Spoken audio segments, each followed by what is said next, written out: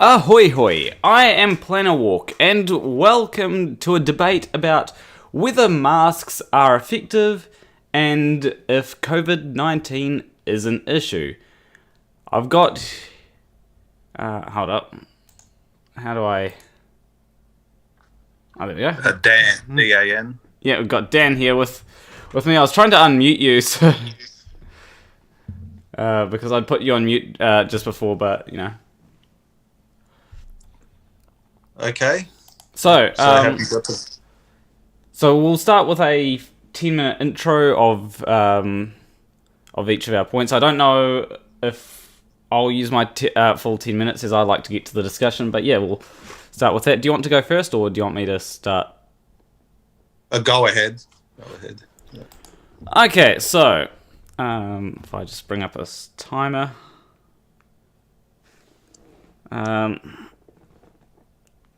I should have prepared this a little bit better, but I mean that sometimes happens. So if I Well, if you want to show the video that I sent you. Well, what I'll do is I'll start with my 10-minute intro, then you'll do yours, and then Okay. Yeah. So when it comes to COVID-19 and masks, particularly mask wearing, you've got the issue with masks. You've got the issue that a lot of people don't wear masks and all that kind of stuff. So obviously a good thing to do is to wear masks, but some people do doubt that. So there's a few studies that have been done on the efficacy of masks, and if I just bring up the... I'll just give me a second to bring up these studies.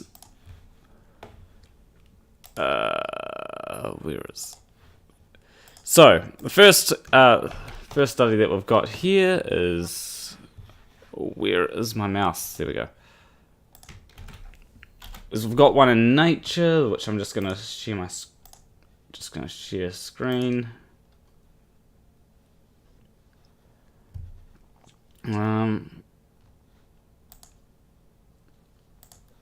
Okay, there we go.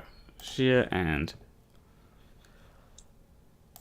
So we've got the efficacy of masks and face coverings in controlling outward aerosol emission from expiratory activities. So this one, I believe, this one shows how they did different things with different types of masks to show their effectiveness.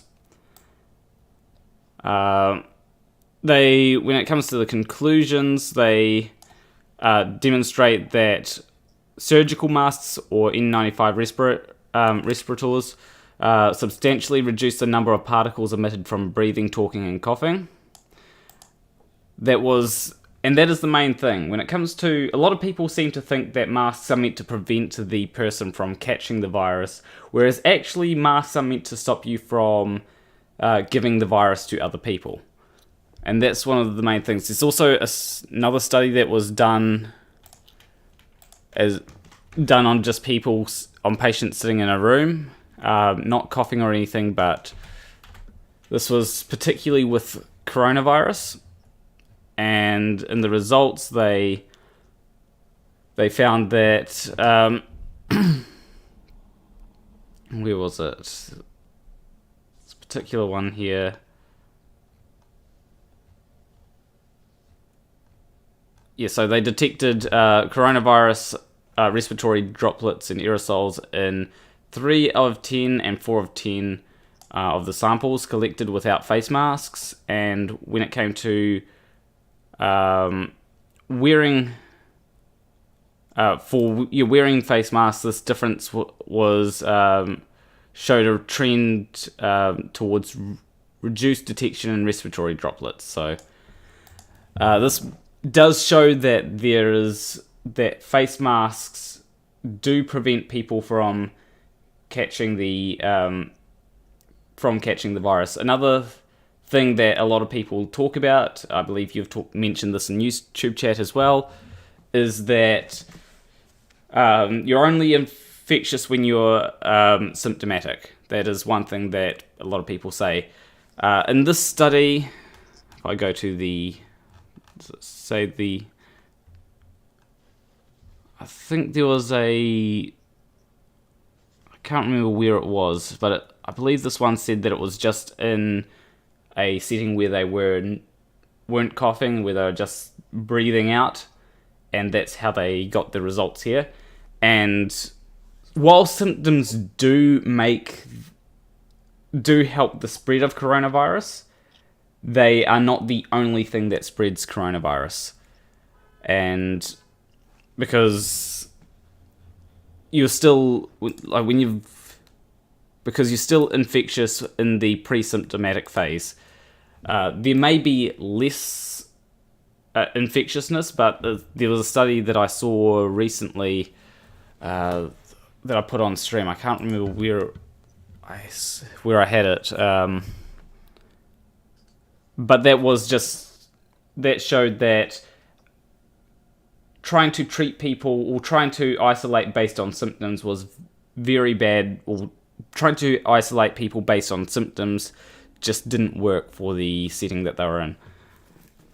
And yeah, so yeah, that is my intro, and yeah. Okay, that's your intro? Yep. If you've got anything that you want to, I think we'll expand on these points more when it comes to the open discussion. So yeah. Okay. So can I have my introduction, or? Yep. Well, okay. Are you able to play the video I sent? Yeah, I've got it here right now. Okay. So from you've got the times from when to when? 7:30 to 8:30, and I can't remember when the other one. 17:20 to 18. Okay, so yeah, we'll start with this, and yeah. So I'll start the timer now, and then I'll hit play.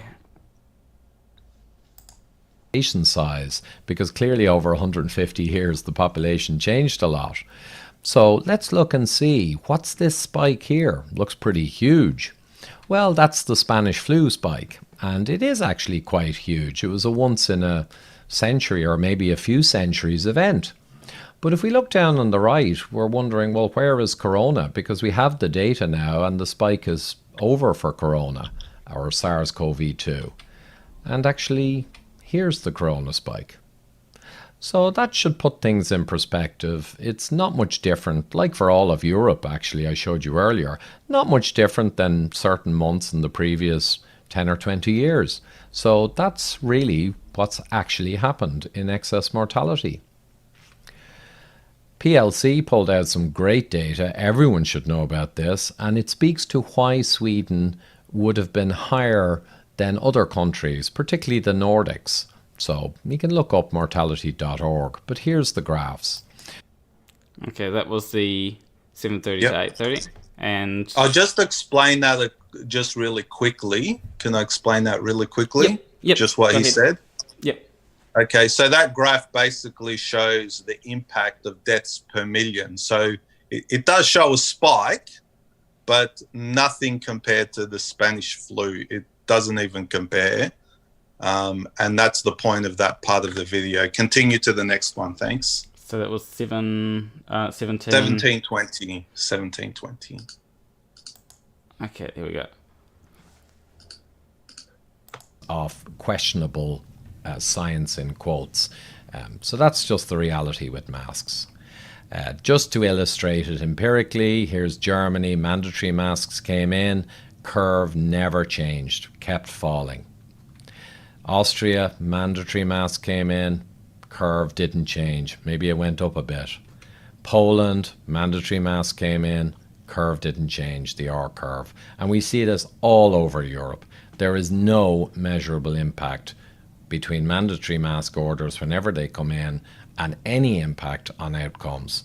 Okay, so that's just the way it is. So sorry about that, but the mandatory and prison sentences and arguments with police and fines all around masks are very, very non-evidence based, bad science, and the empirical data reflects that. So sorry guys. So yep. Okay, thank you. So what those graphs show in multiple European countries, so it's not just a once-off, is that the masks, the wave was basically over after the winter had ended. So this was in summer, and most countries mandated masks during summer. It showed no impact. It was flat. In fact, it started to rise after the mask mandates. So the statistics show that the masks are not effective at all across Europe.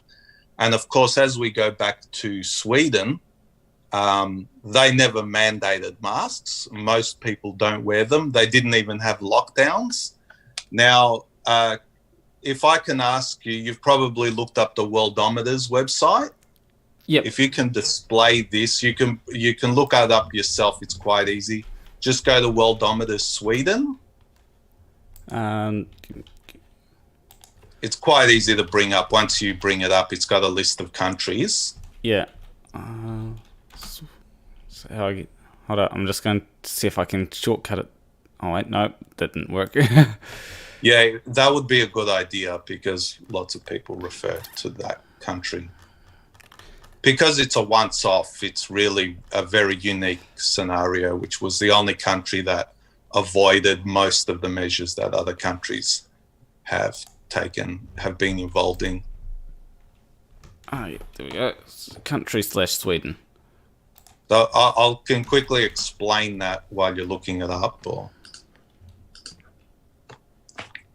Yeah, I got it here. okay, so if you can show the death graph, the death rates, it's a chart.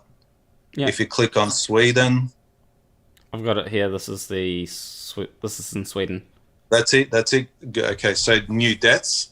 So in detail, so as you can see, just leave it there. Thanks. So from that graph, it shows a first wave. It's actually similar to most other European countries. All the other European countries had exactly the same wave. Now, what Ivor Cummins in that video explained was most of those mask mandates were in the middle of the year, so they were after the first wave had passed. So the masks were after the wave. So it went down before the masks were put in. So this is what his argument is, and lots of other doctors and lots of other dissenting scientists and doctors actually see this and try and say this. But the government, now this is not a conspiracy, the government does not show this information and the mainstream media does not, because for some reason the mask mandate has been pushed out and a lot of people accept it. So in my opinion and lots of other people's opinions, including professional scientists and doctors, the mask is psychological, and Dr. Fauci himself has actually said that. And I think I have a link on that, but we'll get back to that later if you need evidence. But let's go back to this death chart. Now, what it shows here is there was a first wave, and there were quite a few deaths in Sweden. Now, the predictions were, in some cases, 5,000 deaths a day. It actually was just over 100 at its peak. So when they say listen to the scientists, and they say 5,000 deaths and there's actually 100. Now, we're remembering Sweden didn't have lockdowns or masks or just social distancing and a few other measures. Basically, they were off by a factor of 50. So their predictions were well off. So if you say listen to the scientists and they're off by 50, well, that's why I'm skeptical. So it peaked at 100. Now you can see it declining. They didn't have lockdowns. They didn't have masks. They pretty much went about life pretty much back to normal. They didn't close businesses down. And you can see it declining. Now, the argument Ivor Cummins has made, now it's a long video, is that it's basically down to weather. And in temperate regions, in winter, it rises again. Now, as you can see, it's dropped. It was very low towards September, October, and now it's come back up again towards the end, but not as severe as the first time. So that does show what's the effectiveness of masks and lockdowns if the first wave is worse than the second wave. And that also shows a decline again. So it's coming to winter. People that weren't affected in the first wave now are affected. Possible reason for this, again, that Ivor Cummins explains, is the winter cycle, and also from the first wave, a lot of immunity has built up in the population. Now that immunity, once the immunity has gone through the population, they are much less susceptible to the coronavirus because it is related to other coronaviruses and even other respiratory viruses as well. So going back to masks themselves, now have you got that email I sent, that long one I told you? Yep. Okay. I'll just read out what the article says. The problem with mask mandates is that public health officials are not merely recommending a precaution that may or may not be effective. They are using force to make people submit to a state order that could ultimately make individuals or entire populations sicker. According to world public health officials, that is not just a violation of the effectiveness principle, it's a violation of basic personal freedom. Masks advocates might mean well, but they overlook a basic reality. Humans spontaneously alter behavior during pandemics. Scientific evidence shows that American workplaces and consumers changed the patterns of their travel before lockdown orders were issued. As I've previously noted, this should come as no surprise. Humans are intelligent, instinctive, and self-preserving animals who generally seek to avoid high-risk behavior. The natural law of spontaneous order shows that people naturally take actions of self-protection by constantly analysing risk. Instead of ordering people to mask up under penalty of fines or jail times, scientists and public officials should get back to playing their most important role, developing sound research on which people can freely make informed decisions. All right. Now, there's a link there. Yeah, so I just want to say that your 10 minutes for introduction is up. Oh, sorry. Yeah. Which link was that, by the way, that you're referring to there? It's just under that quote. So it's under 43 and the link is underneath. Okay, 43. So, because, yeah, we'll start with... Oh, I need to view entire message because it cut off at 42. But yeah, we'll start with the whole thing about Sweden. So, you mentioned how masks were introduced, one of the things I noticed when it came to a lot of the things in the video and what you're mentioning is that masks were introduced sort of after the initial first wave. And that's right. And this is so you wouldn't expect to see it go down much after the big initial wave, and I feel like that doesn't really help your point, because you wouldn't expect things like, if I don't know exactly when masks were introduced in Sweden, and one person in the chat said that there is no mask mandate in Sweden. Right, there never was, and there never is. There may never be. There may be in the future, but there never has been so far. So. Yeah. So, yeah, there's... When it comes to So you show me the effect of the actual deaths in Sweden. It shows a small increase. Other Europeans actually have larger increases. Now, can you go to the Czech death chart? What's the Czech death? The same chart, but for the Czech Republic. The Czech, the country Czech, CZECH,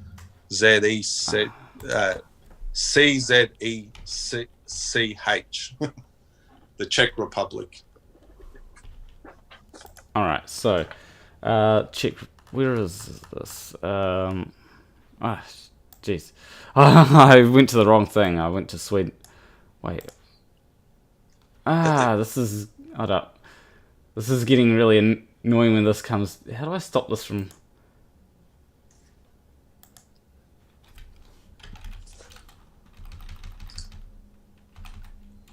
There we go. So Control F. Go to coronavirus. A quicker way to go goes to Europe, or you can. That's the entire world. How do you spell Czech? Because I know that's got some weird. Go to Europe. Go to Europe. Go to Europe. At the top, you need to go back up the top. You've got to look through all the countries of the world there. That's going to take you ages. Go to Europe at the top there. See how it's got all... further down. Go further down. A little bit. Stop there. Stop there. Yeah. Go down again. Just where the charts start with all the countries. Just go back to all the countries. Now stop there. Now you see Europe, North America, Asia. Yeah. Yep. So click on Europe. Click on Europe there. Yeah, I did. So Czechia. Yeah, that's it. Click on Europe. Now go down a bit. Czech is... yep, right there. You're right on it. Click on Czechia. Yep. That's it. Go to the death chart there. Okay, so go down to the deaths. Yep. Yep. So what's the point that you're trying to make here? Well, they've had masks since March.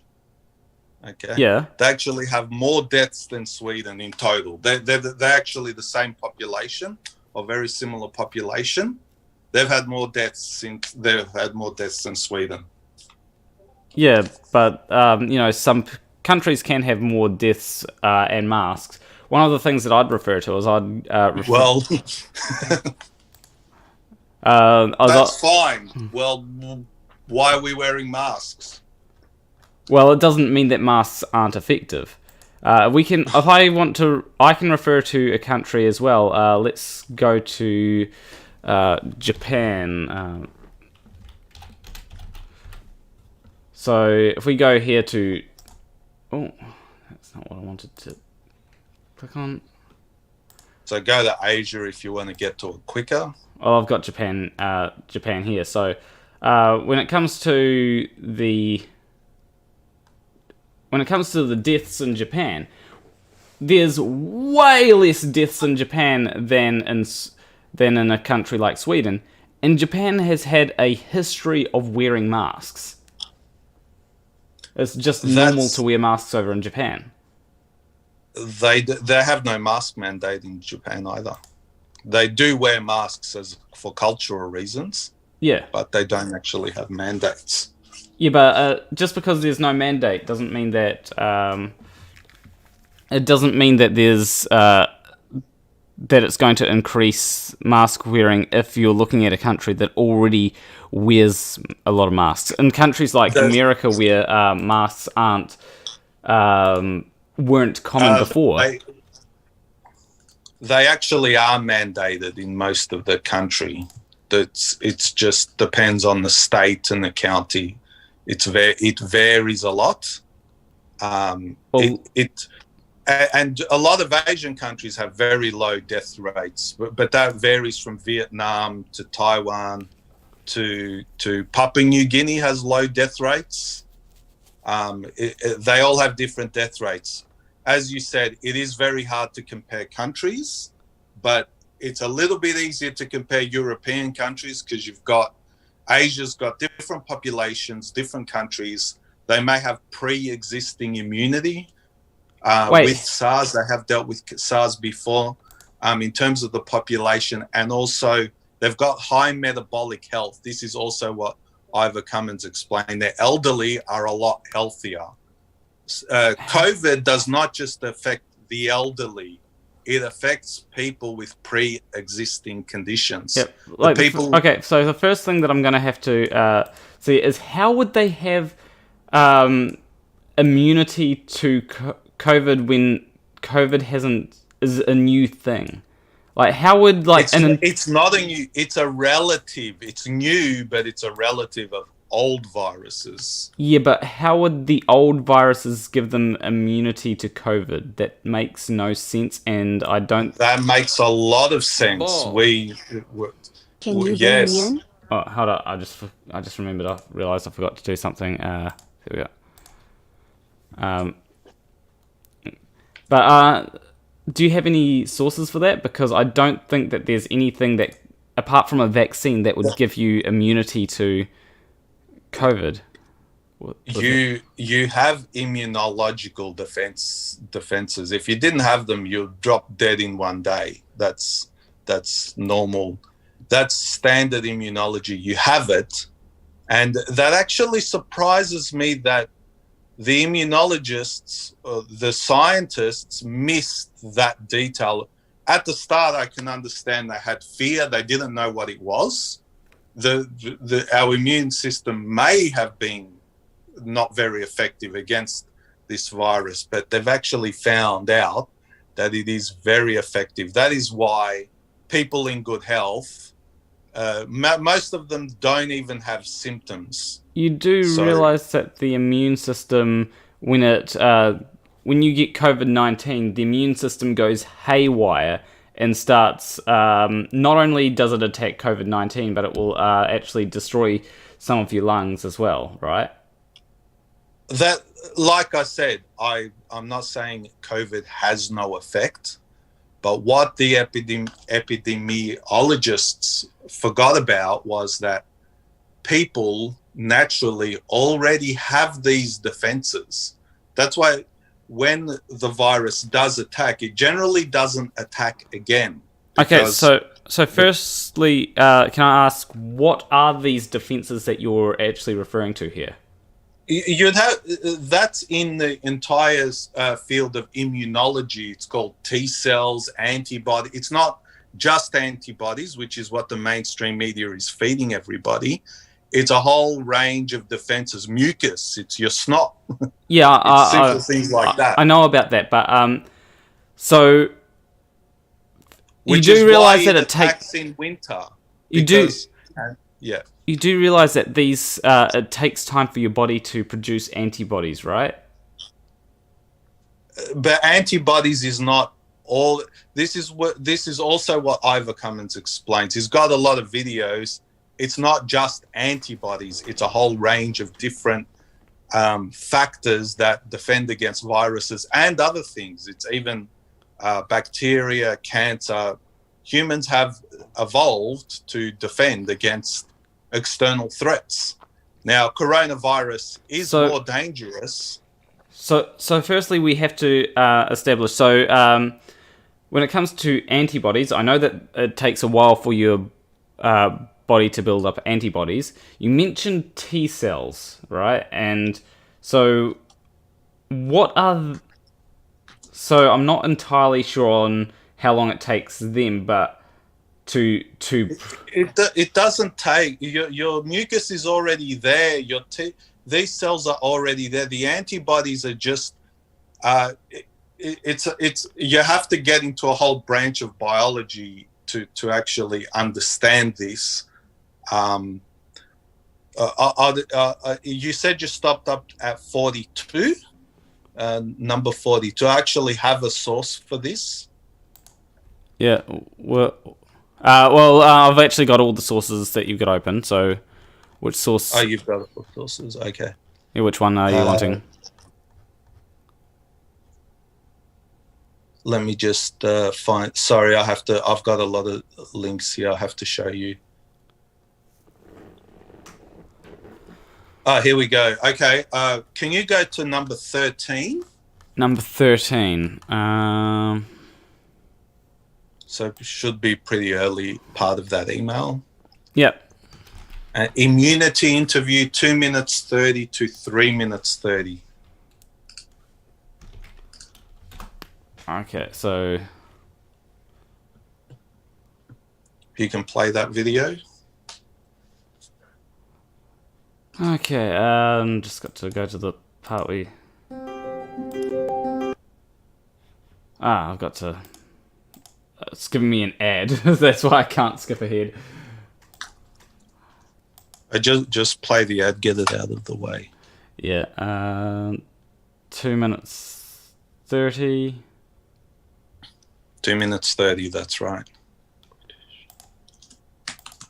But if you've had infection recently with one of these other long-established coronaviruses, that gives you some protection against SARS-CoV-2. So all they've done is to look very nicely at one component in the immune system.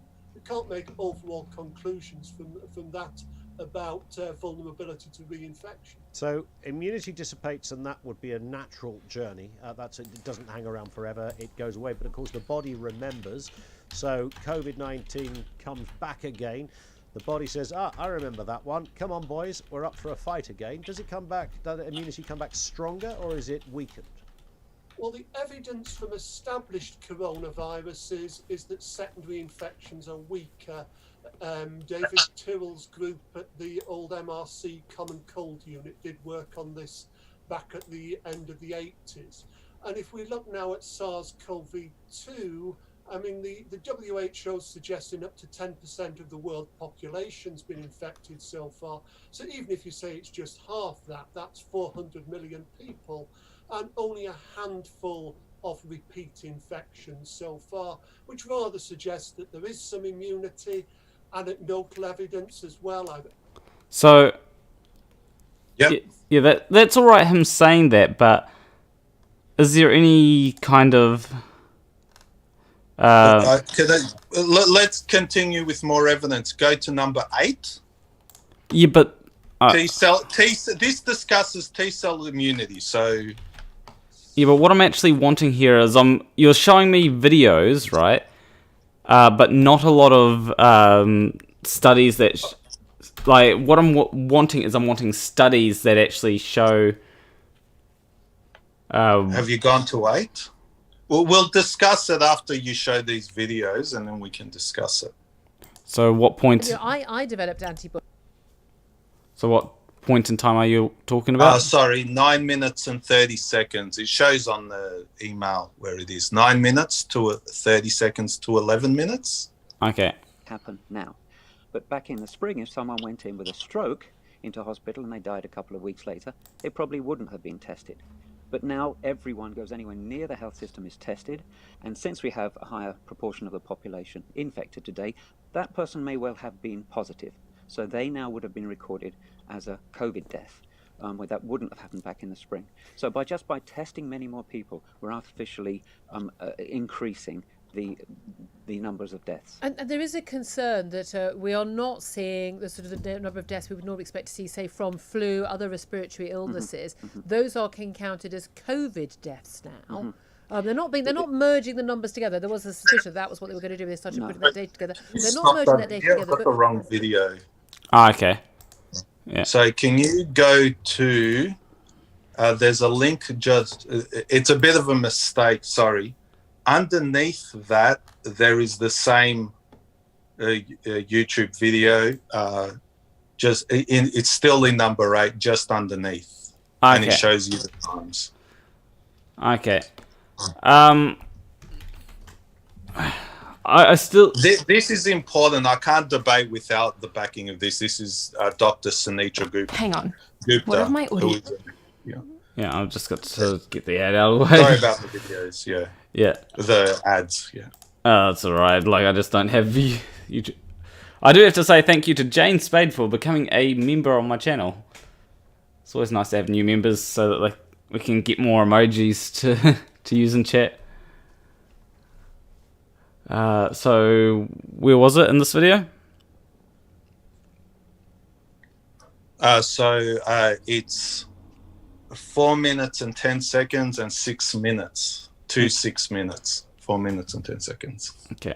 Really is stored as memory. That's how it operates. Indeed. And so even remanifests when under attack again. That doesn't imply that protection is being lost. Yeah. But furthermore, there are all these other arms of the immune system which we know now through careful studies to be very important in conferring immunity. I would say, as a baseline, we could assume that this virus behaves like any other coronavirus, where you do get herd immunity, that is to say, a level of protection in the population that allows us to resume normal lives.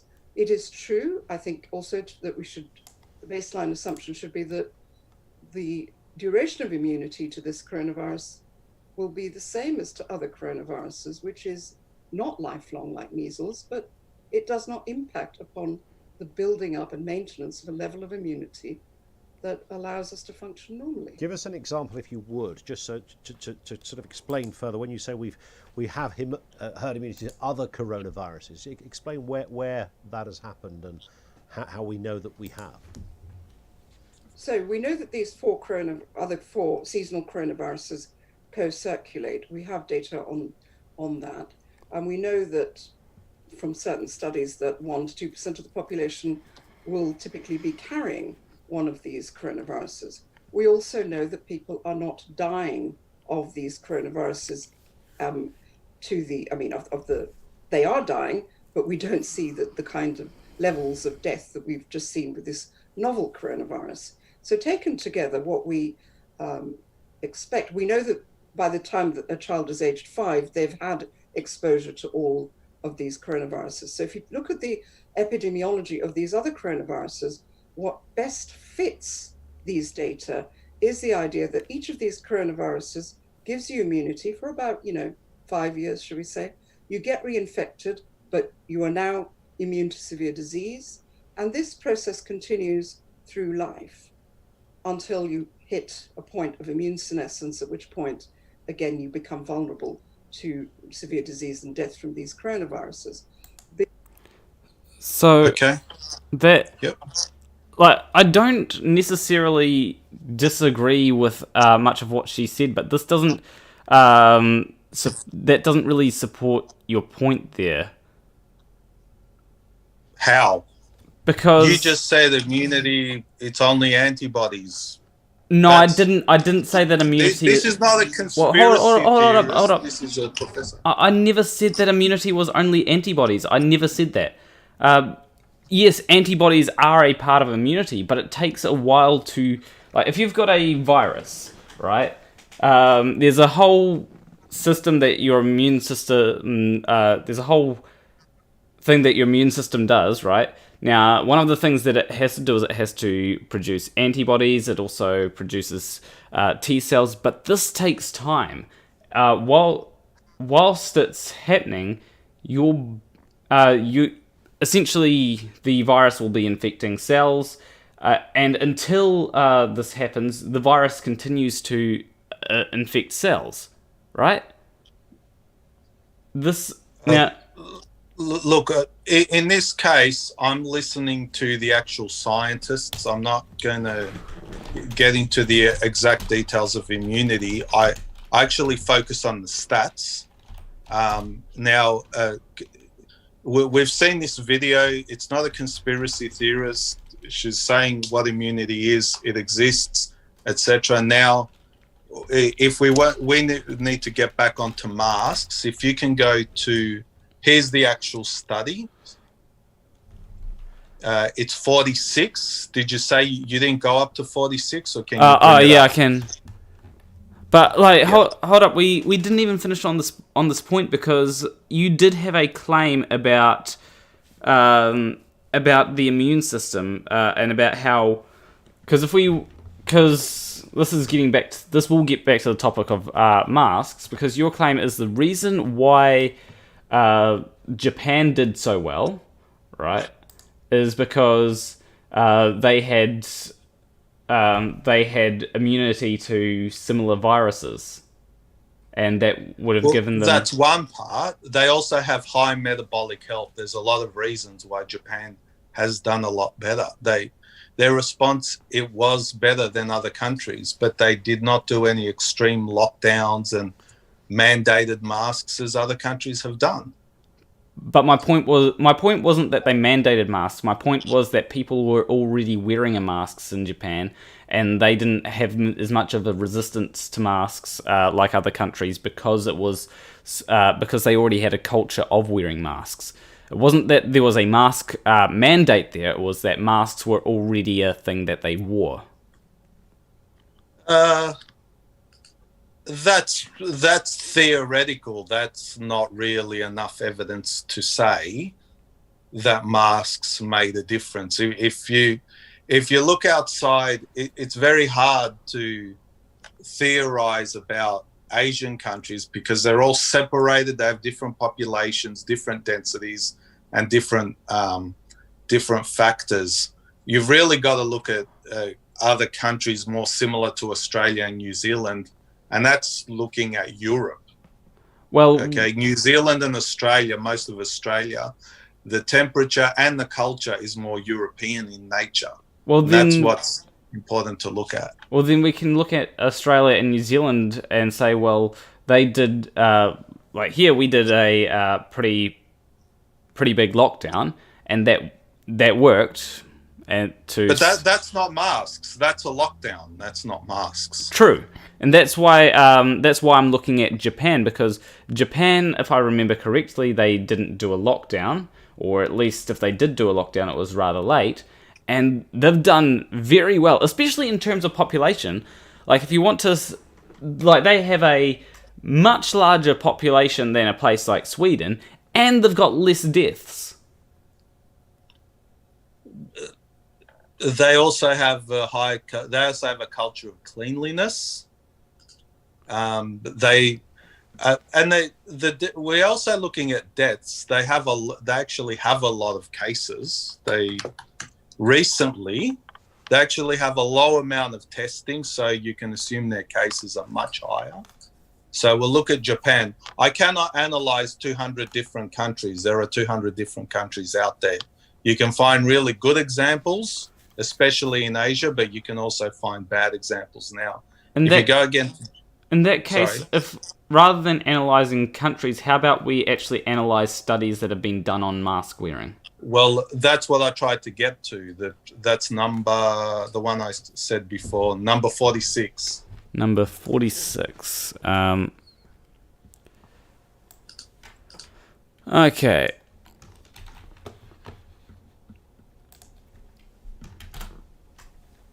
While you're getting to that, I just want to make a point about Japan. They have a very low amount of testing. Only 3.4 million people have been tested in Japan. How many people have been tested in Sweden? A lot more than Japan. A lot more. But so far, it's 3 million. So that's less people than Japan, though.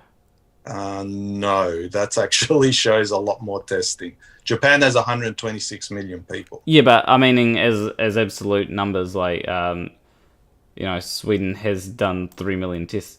Like, and to be fair, like when it comes to higher population, it's harder to test a higher percent of each population because of the simple fact that it's difficult to test more people. In theory, but that could also mean a very high infection rate amongst the Japanese. It says there's 144,000 cases so far. If only 3 million people have tested, you could assume 20, 30 times that rate. So that would be millions having been infected. So possibly, but then you'd expect these people to be, you'd expect a lot of these people, especially if it was, if people were dying from this, you'd expect these people that have died or that are dying to actually be in places like hospital and all that. And then you'd expect the death rate to be significantly high compared to the cases, whereas that's not what is being seen. Because people that go to hospital... We're not seeing that, but infection, as I said, it depends on the health of the population. But we'll go back to the study. Yeah, but firstly, people that... the first thing that I do have to bring up before we move on is that people that go to the hospital and put on things like ventilators and all that, they are more likely to be... they'd likely be tested so that they know exactly what's going on. You wouldn't have someone go to hospital and just be like, okay, we're not going to test this person for coronavirus, because that would be very bad practice. You would test the person for coronavirus to see if... Of course. And if it were the case that people in that Japan had higher infection rates, then what you'd see more deaths from coronavirus, because people would be going to hospital more with coronavirus, and they'd be getting tested, and you'd see that the coronavirus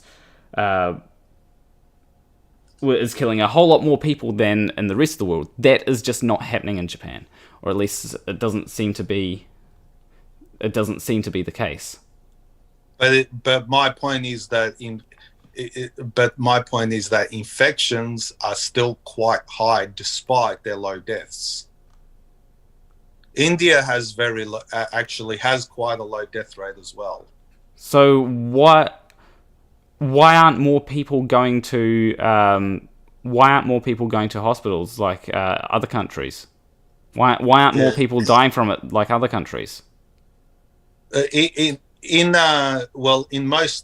back to most European countries, because the average age of death is over the life expectancy, for ethical reasons, most did not go to hospital. Most deaths did not end up in the ICU. They died where they lived because of the nature of the virus. So, which countries? See, the media's feeding you simple answers. Oh, you get the virus, you go to hospital, and you die. It's not that simple. It's not feeding you. But maybe if you want to go look back at, we'll go back to Sweden. We'll go back to that mask study. Actually, can I send you a photo with a graph? Again, it's not from Worldometers. It's actually just a separate one. This is death rates in Sweden. This is important as well. I've got the death rate in Sweden pulled up here. Can you show that? I just want to see if it's the same one. Oh, this is not that death rate. This is different. I'll send it to you, and you know what I'm talking about. This is deaths per 100 people. Okay. Is this through Gmail? I'm sending it to you now. Just a sec. Okay.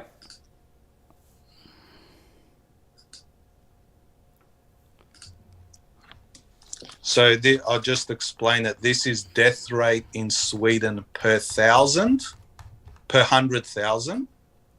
Okay.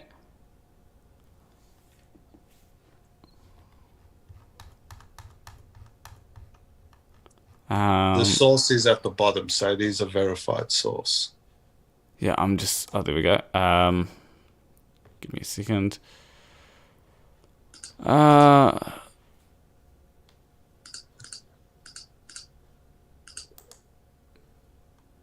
It doesn't seem to be... Did you send it through Gmail? Oh, there we go. Oh, I just found it.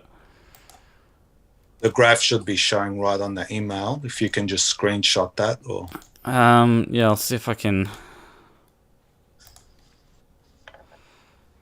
And then we can go to the mask study. What if I just... what I'll do is I'll see if I can download the image and then bring the image over to Firefox, because otherwise you're not going to see the image. I'll just bring this over here. You're not going to see the image that everyone else will, and that's the one. Yep, that's it. It showed for a second, but it's gone. That's it. What I'll do... Hold on, I'm just going to do It's showing now. Yeah, I'm just going to do something really quick. There we go. Alright, so people should be able to see this.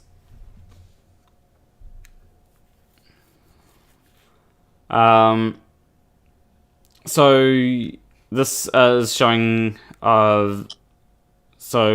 this is showing a death rate of 588 people per 100,000 people in Sweden, right? Yep. In 2020. Now, one of the things that I do have to mention is that there would be less deaths from things like the cold and all that if people are taking any precautions in Sweden, which are... Well, not the cold, from the flu, I mean. Which I assume people are. You know, I assume that not everyone's just like... even though there's no mask mandate, I'm assuming that there are people that are wearing masks and stuff. There are still measures taken, as I explained. People still do things, and I'm not advising people... I'm not even telling people not to wear masks. I'm just doubtful of the mask mandate, because a lot of the mask mandates don't make any sense. Like, you have to wear it outside. In Australia, we had it in the regions. We still have it. You could be hitchhiking alone 50 kilometers from anybody and you still have to wear a mask. That's a law. So if the government's telling you we're using science, where is the science in that? Well, and I do have to say that your source disagrees. Like, your sources contradict each other. Tell me how. I'm looking at one of your other sources that you gave me, and it literally has a spike in Sweden from coronavirus.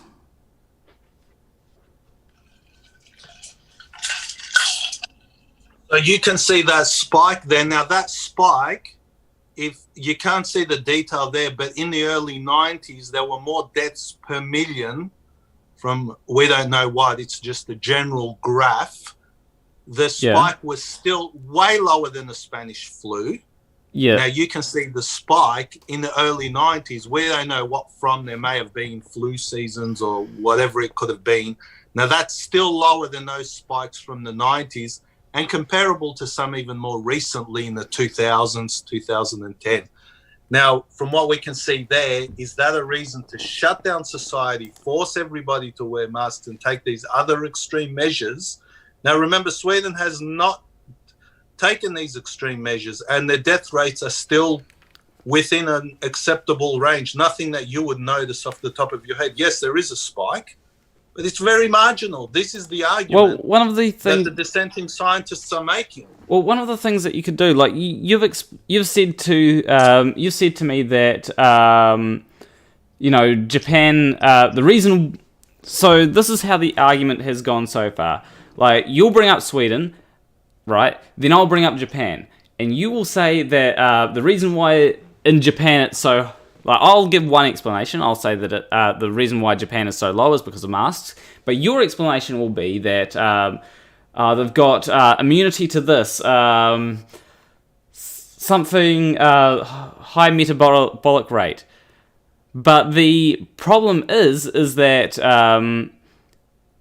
could there not be another reason why Sweden has, like what you have been saying for Japan? Could there not be another reason why Sweden has low death rates of coronavirus? The reason Sweden still has a high level of metabolic health. So Sweden is still a healthy country, much healthier than America, much healthier than even other parts of Europe, and generally younger. But it still has an aging population. So that's one part of it.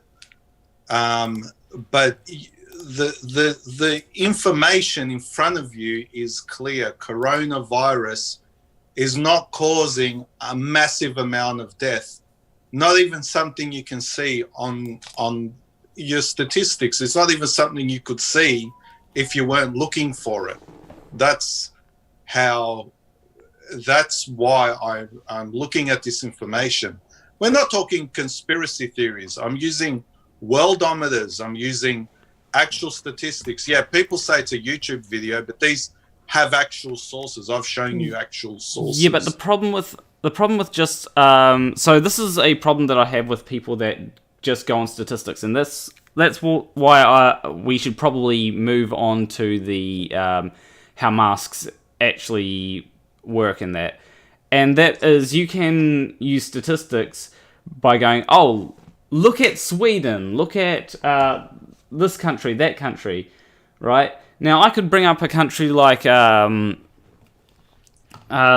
are telling me to look at Denmark, and I'll just give me a second to bring up Denmark. And, we can use these individual countries, but the problem is that these individual countries, you could look at one and go, oh, look at this country. Like, I could bring up the USA. The USA has had really... Like, the USA has had large... Like, if I go to... Like, huge amounts of... USA has Yeah, huge amounts of infections and all that. Because they've managed coronavirus very badly. You've got people that are protesting in America, whether it be for the protesting lockdowns and all that, and then there's the BLM protests. Yeah, those are going to spread COVID more. We can look at these things and say, well, when you've got a lot of people infected, you have heaps of deaths, like 200,000 deaths and counting in the US alone. Same thing, you see a very small spike in America as well. America is a big country. It's 33 times larger than Sweden. So if you actually look at the death totals, it's similar to Sweden. You barely would even notice it. So it's the same thing. And if we go to testing, they use the PCR test. Now I've got a source for this. Can we go to this? The data for even finding it is not even reliable. Hold up. Firstly, this is just completely jumping topic. So we've got I'm jumping topics. Yeah, because there's a lot of different issues coming into play that come together. Well, shouldn't we finish on the mask thing? All right. Well, we'll go to the mask study. Because you brought up the Danish study, and I've seen something. What was it? 42, 43? No, 40, 44. No, not 44. Sorry. So I lost the number. Do you remember the number? 46. Sorry, go 46. Yeah, I've got it up. It's the Spectator article, right? And I've actually, surprisingly, I have seen a study on. I've seen this study before, and I need to find it because I read a.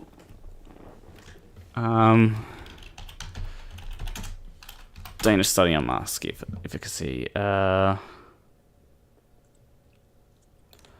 So, okay, I've got the actual study here.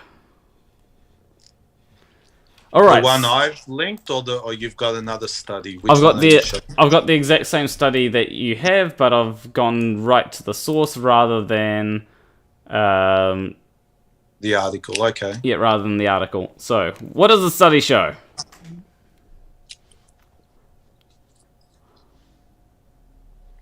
Are you allowed to see the actual article? Because sometimes you have to pay for it, or they're only available to researchers. I can see the entire article here.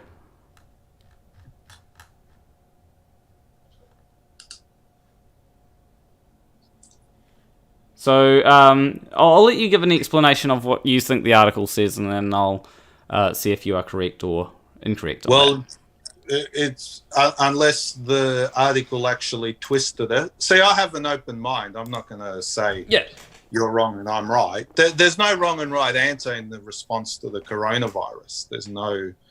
If you tell me, you have to wear a mask while you're hitchhiking 10 kilometers away from anybody, you might think that's the right answer because the rule should just apply to everybody. A rule is a rule. Yeah, well, I think it's ridiculous, but... Can you please tell me what you think the article says, or at least what you're getting from the article, and then then we'll go through it, because I get the feeling that you're getting the wrong message from this article. In the end, there was no statistically significant difference between those who wore masks and those who did not when it came to being infected by COVID. 1.8% of those wearing masks caught COVID compared to 2.1% of the control group. As a result, it seems that any effect masks have on preventing the spread of the disease in the community is small. Okay, so when it comes to the, you're partially right in the fact that it seemed there was only a small amount of prevention of COVID by wearing a mask, but it only tested those who wore the masks. It didn't actually test for those who, just tested people that wore the mask. It didn't do like a full test and saw that that masks didn't prevent the spread of the disease. It just showed the effect on people that are wearing masks, and I believe that it was surgical masks as well. I may be wrong on that. But yeah, but it didn't actually test fully the efficacy of masks, which is why I defer to the studies that I've brought up here from Nature, the ones that show that masks prevent the spread of the disease if the person who's wearing the mask is infected. So you have your studies, I have mine. We're not going to get anywhere with that. We're just going to... Well, I think that it's a good idea to actually look at the what the studies are actually testing. So the studies that I'm looking at, what they are testing is they are testing people that have the virus and are wearing a mask. Your study is looking at people that don't have the virus, wear a mask, and then they test the people that wear the mask. It doesn't contradict my studies.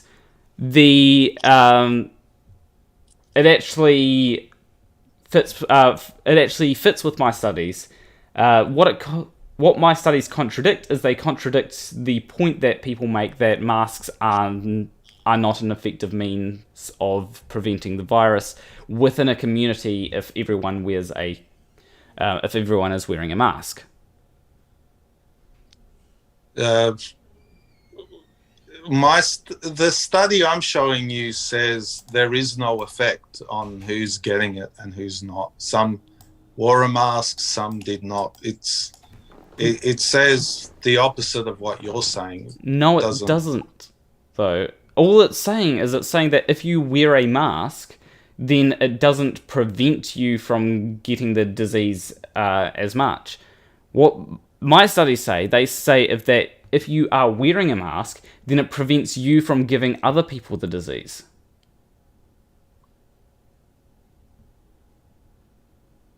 Around harvest.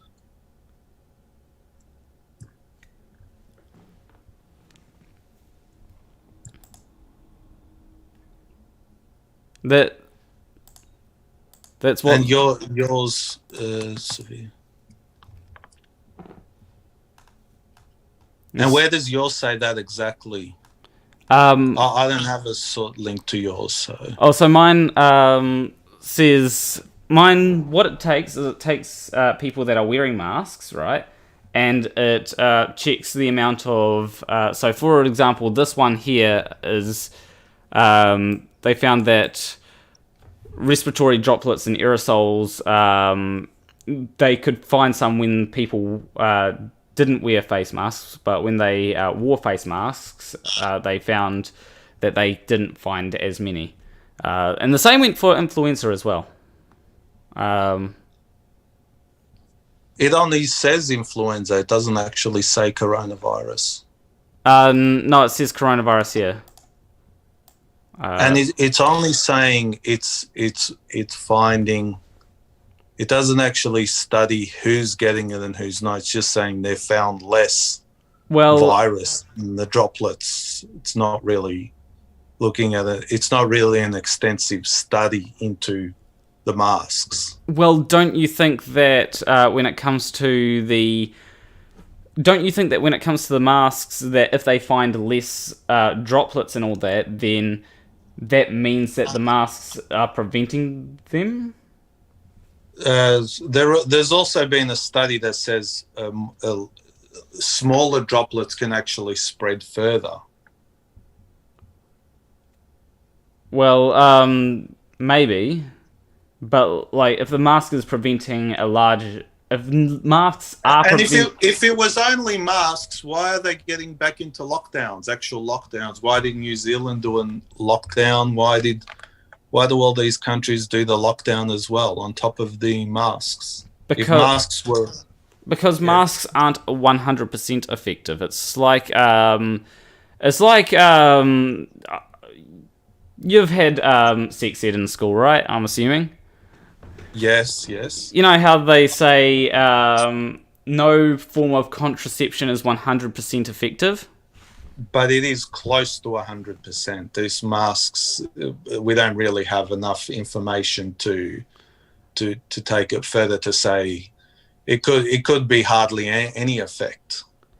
Well, my point is that when it comes to things like you could get the jab, or you could wear a condom. Both of these methods are effective at preventing people from getting pregnant or preventing the spread of condoms are effective at preventing the spread of STDs, but that doesn't mean that you're 100% protected there. Whereas if you use two forms of contraception, well, then you're a lot more protected. And the same goes for when preventing the spread of coronavirus. If you have two forms of prevention, let's say masks and lockdowns, or even three, masks, lockdowns, social distancing, then you're going to have a lot less people catching the virus than if it was just one form.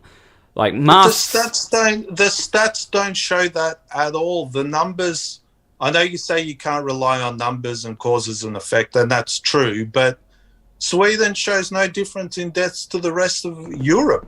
It's barely any difference. It's not even a difference within their own country between years. I've shown you that graph. It's slightly higher from the year before, but it's about the same as the other years. So they haven't done these things that you're saying that are not 100%. And nothing's happened. This is why lots of people are getting riled up. They're forced into lockdowns. They're forced with masks. They're forced with a whole range of other things. And we're looking at a country and it's not doing a single thing. You understand why we're so riled up. Like, you've got these obscure studies which say droplets could be slightly less. It's not obscure. That's not enough to do. Firstly, it's not just one study, and they're not obscure. These are it's multiple studies which show that when you're wearing a mask, you prevent droplets that are in your breath from spreading to other from that entering into the air, right? Because they get caught in your mask. Okay, so how long will we be wearing these masks? Forever, or because infectious diseases will always be passed around. So how long will these masks be worn for? I'd like to honestly, I'd like to think that we should all be wearing masks whenever we get sick, to prevent spread of diseases. Like, I wore a mask. The government's introduced mandates on all healthy people all the time, whether you're 10 kilometers away from somebody or whether you're close to somebody, whether you're sick or not. Well, the government's just said you always have to wear a mask. This is the problem, not. Well, the problem is that you don't know if you're sick if you've got COVID, at least in the first, I think it's 14 days. You don't know if you've got COVID, but even the tests can't tell you if you've got COVID. PCR tests are very inaccurate. I can show you a link to that. Well, firstly, if you've got, within the first 14 days of catching COVID, you have no symptoms, so you don't know if you've got COVID. And that's why masks are actually such a good way to prevent the spread of COVID if everyone is wearing a mask. Because the mask means that whilst you are infected but you don't know about it, you're not spreading it to other people. If you're wearing a mask. But we don't even know what. Okay, go to point 29. We don't even know what? We don't even know who gets it and who doesn't, because PCR tests are extremely inaccurate. Well, there's I have heard about this, and I think I have they found that Well, can I show you the link? Or Yeah, I've got the link here. Just brought it up. I've also got a thing here about PCR tests. It's found that PCR tests are much more likely to show a false negative than a false positive. In fact, false positives seem to be. See. All right. So, what does this say here about? Okay, go to the first link. How accurate are the COVID tests, Sebastian Rushworth? Yeah. I'll just read out what he says. In fact, the disease could vanish from the face of the earth and you would still be getting 60 positive results for every 1,000 tests carried out. If decisions about COVID continue to be made largely on what PCR tests show, we might never be able to call off the pandemic. And that, ladies and gentlemen, is why PCR positive cases are a very poor indicator of how prevalent COVID is in the population. And why should we instead be basing decisions on the rates of hospitalizations, ICU admissions, and death? If we just look at the PCR tests, we'll continue to believe that disease is widespread in the population indefinitely, even as it becomes less and less common in reality. And that is assuming the rate of testing doesn't increase. If we combine this built-in problem with accuracy with a massive increase in testing, as has happened in most countries over the course of the pandemic, then we can create the impression of a disease that is continuing to spread wildly through a population, even when it isn't. Now, there's a link below there saying how accurate are they, which goes into more detail. Well, one of the things I'm trying to find the actual like what it actually says. So it seems to be quoting a specificity, but one of the things that you've got to one of the things I've found is that it seems that PCR testing is far more likely to give you a false negative than a false positive. So that shows even more inaccuracy rather than less. So we don't know who has it, who doesn't have it. It's very inaccurate. So any study that you do can't really say. Do you know what the difference between false negatives and false positives are? Well, a false negative means someone has it and they don't know they have it. This argues the opposite. This says there's a whole bunch of false positives because it's very sensitive and they're trying to get everybody they can. So this study says the opposite of what you're saying. So because the cycle count is very high, so it's very unlikely to have a false negative. It's highly likely to have a false positive. The link is there. Well, where does underneath what I just quoted? Do you want the number again? Is it the 29. 29. Under 29. Sebastian Rushworth, how accurate are the COVID tests? Yeah, where's the actual data though for false positives? The data? Yeah, where is that? Oh, well, go to the article and he goes to... So, have you gone to 29? Yeah, I'm on it right now. You should be able to see it on my screen. Okay. There's also, I have information that its own inventor said do not use our tests because they are unreliable. Look for a link for that. But what is the actual false positive rate? It says from this information. So I was looking for the actual inventor of the PCR test. But from this information, he says,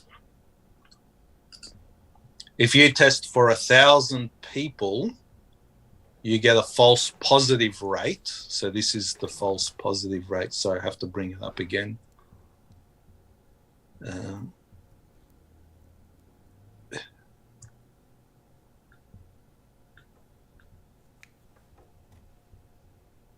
Here we go. 66%.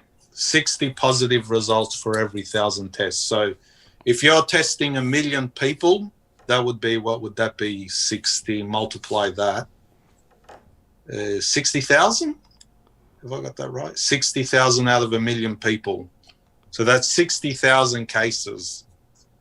Okay, so, but where does he get this information from? Like this is the main thing. Is like where is he the getting? link is just below. The link is just below. So what I quoted, and he has a link to the actual study. Where is the link to the actual study? Okay, I'm on British Medical. I'll send it to you exactly by email so it doesn't get lost. Here we go. From the British Medical Journal. It's coming. I'm sending it now. Just 1 second. Study on.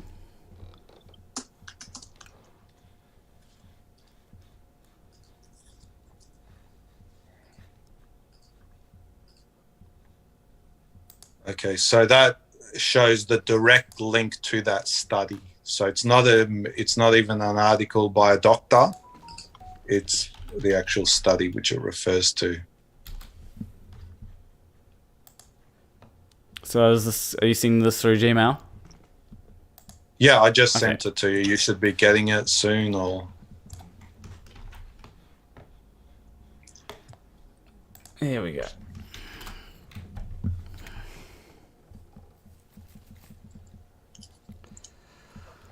Okay, effective of tests to present the presence of SARS-CoV-2 virus and antibodies to SARS-CoV-2 from form COVID diagnosis.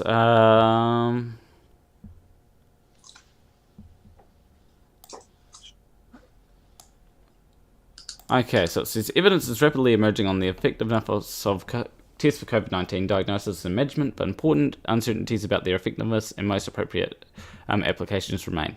Estimates of diagnostic accuracy should be interpreted bearing in mind the absence of a definitive reference standard to diagnose or rule out COVID-19 infection. More evidence is needed about the effectiveness of testing outside the hospital settings and in mild or asymptomatic cases. Implementation of public health strategies centered on COVID-19 testing provides opportunities to explore these areas of research. Results. 38 studies on identified high or unclear risks of bias in the majority of studies, most commonly as a result of unclear methods of patient selection and test conduct, or because of these studies.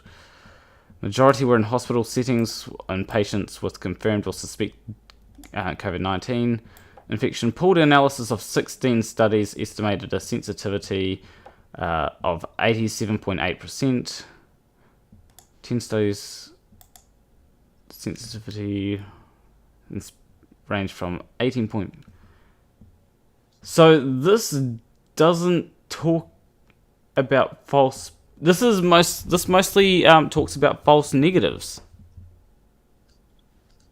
All I see is that it's basically discussing its inaccuracy, whether it's false positives or false negatives. It's actually mostly false positives, but where are you? If whatever shows up as false is indicative of the inaccuracy of the test. That's a problem. You're testing and you're not knowing who has it or who doesn't, regardless of whether someone has it and shouldn't, and someone doesn't have it and it should show up. But with those tests, they're ultra sensitive. They actually show up a lot in a lot of cases because it's based on a cycle. So just by its nature, the sound of it doesn't sound accurate at all. Where are you getting the information that there's more false positives though? This is what you're failing to show, because the study that you sent me is about false negatives. In fact, literally, if we go to the conclusion, it says estimates of a diagnostic accuracy should be interpreted bearing in mind the absence of a definitive reference standards to diagnose or rule out COVID-19 infection. That rule out part, now there is the diagnose part, which is but a lot of it is. It does seem that it's a lot to do with the false negatives. Where does it say false negatives in the results? All it just says is be careful of its accuracy. Yeah, it does. Like it is saying be careful of it, and we do need standards. But one of the like this doesn't say about all it does is it says the sensitivity. It doesn't actually say there's more false positives than false negatives. And that's why in New Zealand, one of the things that we do when reporting our numbers is we have two sets of numbers. We have the confirmed positive results, and then we have suspected COVID-19 cases. Suspected. So suspected sounds not very certain from what you're saying. You're saying suspected. That's coming out of your mouth. It's suspected. What does that mean? What it means is that they may have tested negative, right? And they so suspected could be positive. And they've got these. It means that they've tested negative, but they've got all the symptoms of COVID-19. I believe that's what it means. So you're basically uncertain, and that's a problem just from what you're interpreting. My information says there's a lot of false positives, meaning that for every 1,000 people that get tested, it basically because they're shedding viruses. I have another link for that. Go to 24. There's actually a lot of information on this, but there's also a lot of misinformation on this as well. There's a lot of there's misinformation. Well, having a faulty test is misinformation just from before we start. That's how I interpret it. But let me quote from here. The current COVID testing is based on polymerase chain reaction, a fast and inexpensive technique used to amplify, copy small segments of DNA. Many internationally recognized experts on virology and PCR testing are questioning if the tests have been made overly sensitive, and many positives are the result of long dead and no longer contagious virus or even contamination in labs.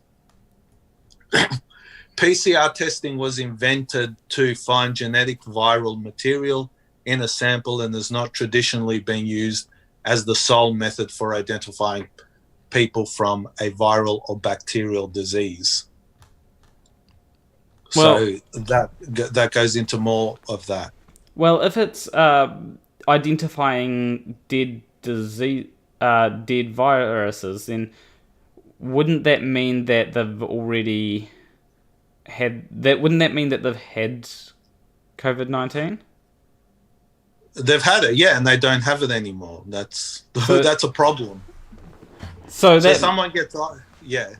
So that means that that would mean that it's not necessarily a false positive. It's just showing that they've had it, and that they're not maybe they don't. infectious anymore. That's important, like you said.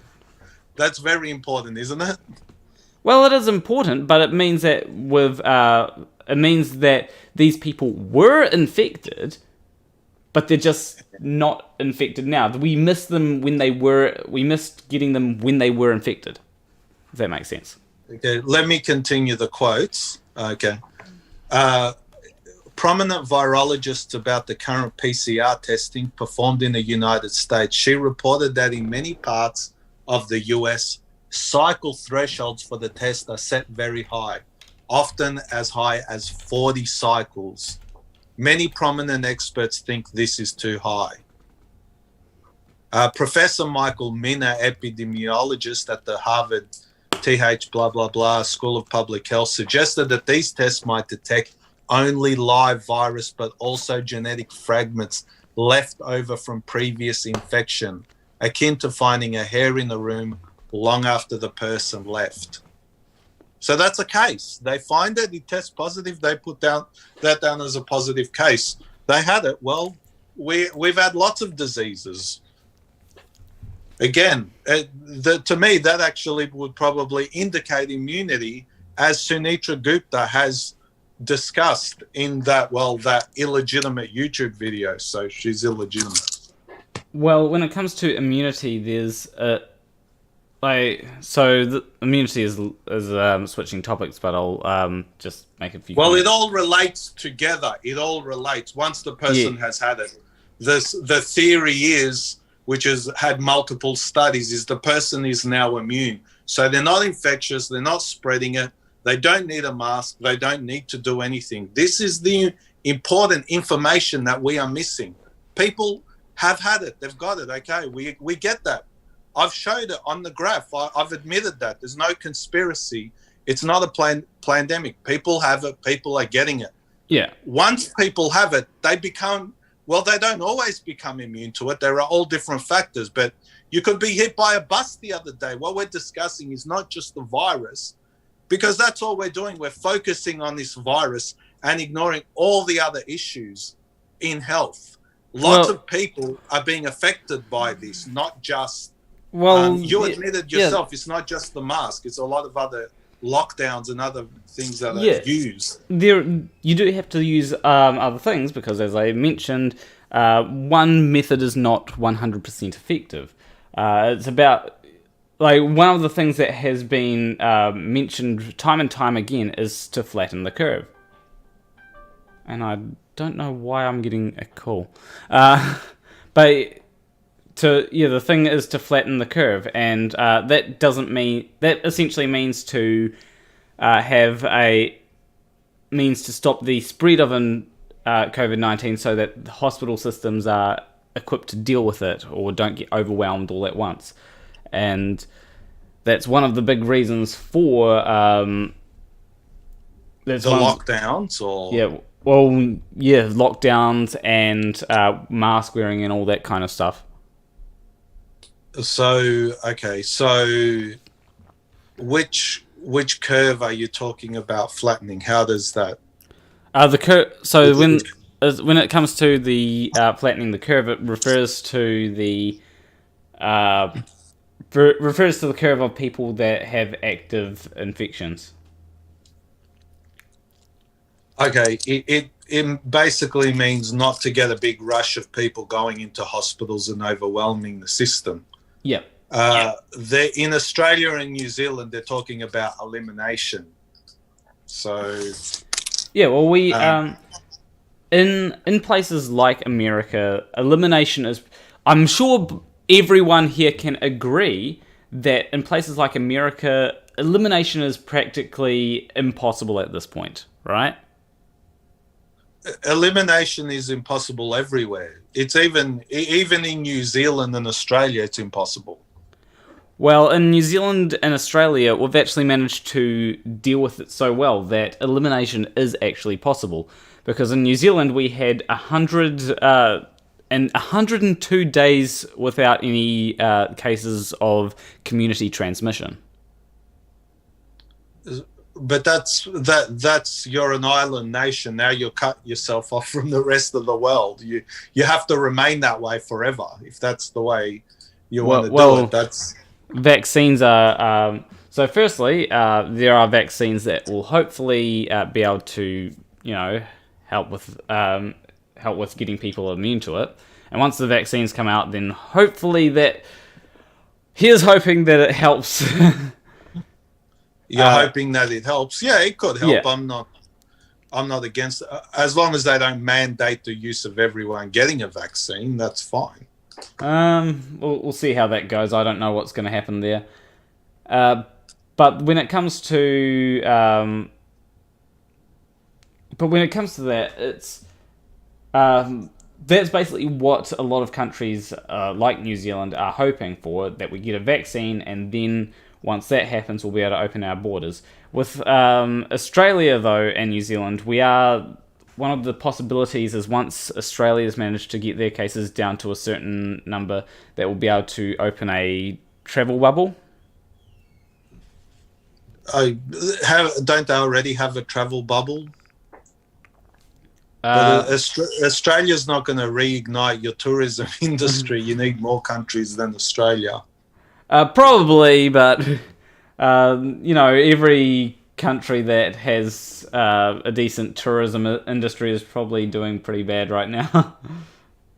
That's exactly right. But look, that's again getting off topic. What my argument is it ties in with all the lockdowns and all the other measures we're taking. I don't oppose all of them.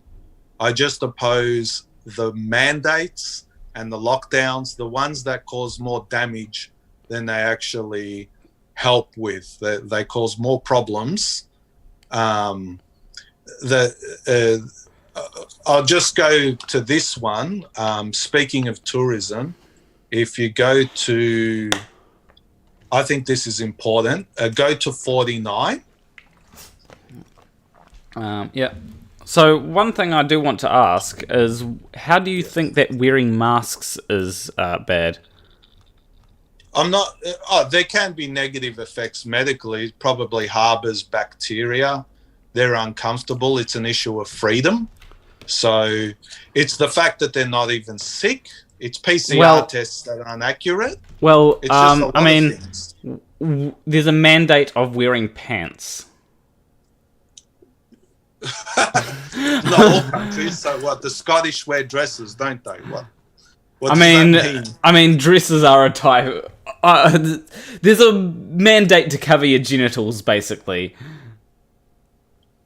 Yeah, but there wasn't a mandate before this year to do any of that. We had respiratory viruses running around all the time. Yeah, but my point is that people are required to cover their genitals all the time, except for a few places. But if you're in public, you're required to cover your genitals.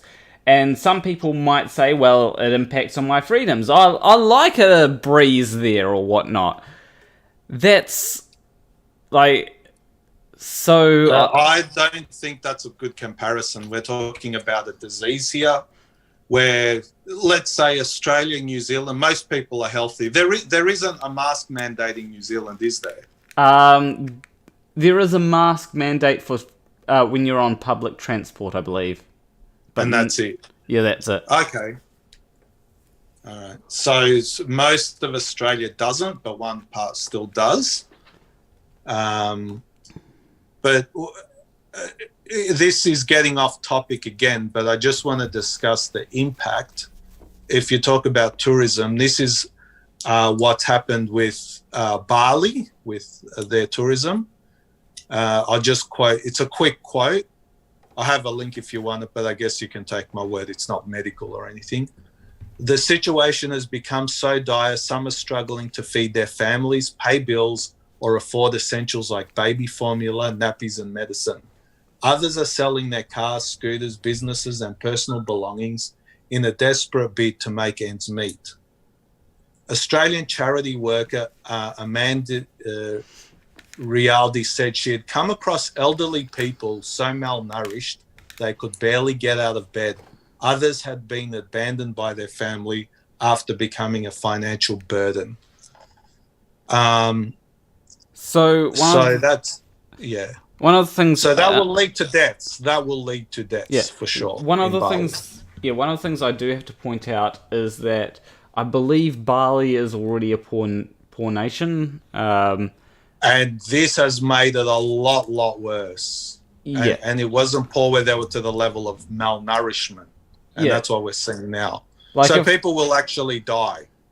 Yeah, and this is a problem that even if there weren't coronavirus, this would still be a problem. Now, essentially, no, that's actually incorrect. No, what's been happening, and this is where you need to look beyond epidemiologists and immunologists and all the doctors, is the effects of the actual development of the world. A lot of people have been lifted out of poverty over the last 10 years in the third world. Lots of people that weren't starving that were starving previously are not starving anymore. We've backtracked by decades, and people are going hungry again. India did not go back into lockdowns because they worked out that more people would starve and die from other health issues than they would die from COVID. That's why India is not going back into lockdown. Well, one of the things that you do have to consider is, so these countries had would still have had massive poverty rates beforehand. Now, in New Zealand, we haven't, like in countries that don't have huge amounts of poverty, like New Zealand.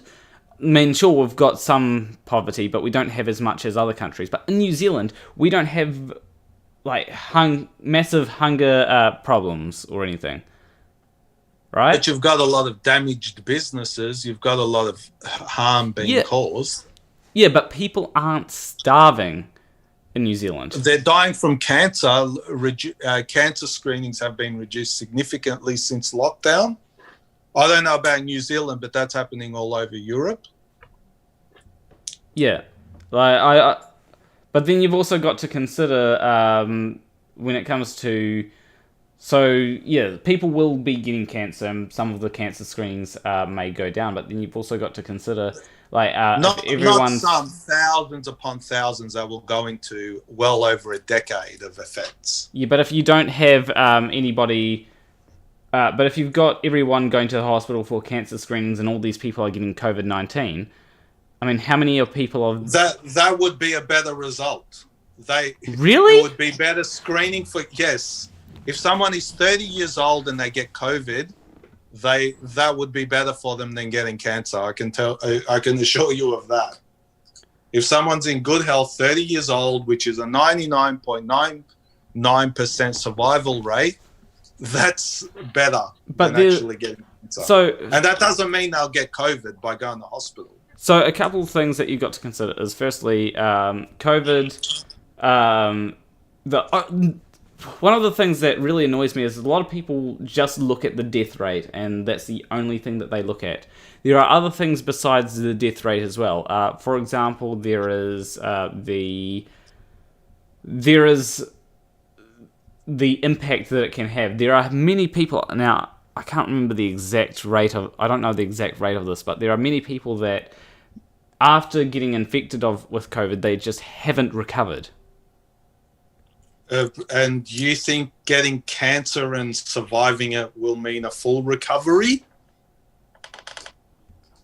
What? I don't know where you're going. You're saying, like, if you get COVID, there's a high chance that you'll just never recover from it. There's actually a low chance. There's actually a very high survival rate. There's very low number of symptoms in general. Yes, there are cases which are more severe, but that could be another respiratory disease. That could be a lot of issues. It's not just COVID on its own. I mean, this is why people are disputing the evidence. They're not denying it's there. It is there and it is harmful. But the dangers and the damage we are causing from ignoring other health issues, it can make the problem worse. But one of the... I don't think you're understanding this. When people get COVID, they just may never recover from it. And if do you people not see get the problem cancer, with that? they may never recover if they're not dead. Do you get where I'm coming from? Yeah, but if... We're talking hundreds of thousands of screenings in Europe have been missed due to lockdowns. Hundreds of thousands. But one of the things that you've got to realise is that if someone gets COVID and they don't recover from it, that's going to be very debilitating and could even be worse than if you were to have, let's say you have cancer and miss your screening and, after we get a vaccine, you go and find that you've got cancer. The problem is COVID could be even worse than that. I mean, COVID could destroy your... if everyone gets COVID, then you could see possibly hundreds of millions of people that just don't recover from COVID. See, that's all speculation. You're almost talking like the Imperial College, which predicted 50 million deaths worldwide. It's not even the 50th of that. Well, that's why I said if everyone were to get COVID. But no one. This is what I just showed you. Sunitra Gupta discussed in pre-existing immunity. Most people who are impacted by coronavirus have compromised immunity. That's the point. So they're vulnerable to other things. Now, her argument is to protect the vulnerable, not lock down an entire society, which has other health impacts. Hold on. If you the only way to protect the vulnerable is to basically introduce measures to stop to lock people. Everything down. Yeah. No. It's to the Swedish aren't using that tactic. They're protecting the vulnerable and letting the rest of society get on with what it's supposed to be doing, because the damage caused. This was decided How are by they their protecting doctors. the vulnerable then? What they're okay. At first, this is where their first wave came in. This is where they stuffed up, so they could have had lower death rates if they were ready for it. But they protect the vulnerable. It's not easy to go into a care home or a nursing home in Sweden. It's very secure and very you just cannot go in. Sweden is not deregulated. If there are regulations there, they just focus on where they need to focus. That's the difference. See, what I'm discussing is when someone, a healthy person, wears a mask hitchhiking 10 kilometers from someone, that is just not proportionate. That makes no sense at all. If there is an 85-year-old person who is in Sweden, no one can go and just, they wear full protective gear. The people who work in there wear full protective gear. Masks are not enough. Do you see my point? That like a smart bomb, the masks are like a dumb bomb. They bomb everything. Well, masks are better than nothing, though. That's a dumb bomb. That's just saying bomb everything. Well, no, it's an impact on our freedom. It can impact a country's tourism. Okay, so what's bad about a mask? People, first, like I said, it's not effective. It's not. You have your study. I have mine. My study says it doesn't do anything. Your study says, yeah, there could be more droplets, but there's nothing definitive about your study. Your study just shows that when you wear a mask, you're not. It doesn't really stop you. It doesn't really prevent you from getting COVID-19. The point of wearing a mask is to prevent other people from getting COVID-19.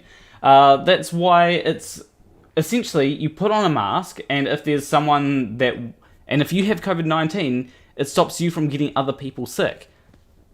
So how does that stop you if you're saying it's fine, it's not a problem doing it? So you're 10 kilometers away from anybody else, that you should still be forced to wear one. That's your argument. Hey, if you're 10 kilometers away from nobody else, you're probably not in public to have to wear them up. You're probably not close enough to anyone that you're going to infect anyone anyway. So why is it a rule? Why is it mandated? How can I trust the government if they're telling me this? Because when it comes to wearing a mask, it's so that you can go out and do things like get groceries without infecting other people. Oh, okay. So you're going to get groceries. So you're touching things. You're in the supermarket. You're touching fruit. You're touching packets of things. You're doing all of those things, and you're saying the virus can't spread just because you're wearing masks. I find that doubtful. I haven't even seen a study which says anything about this. Hold on. Is it now? It may be different where you are, but when I go into a supermarket or any place, there's this. We get hand sanitizer. Is that not common? Is that not common? They've got that in some places, but not everybody uses that. That's not very convenient either. Well, I mean, I think that it's...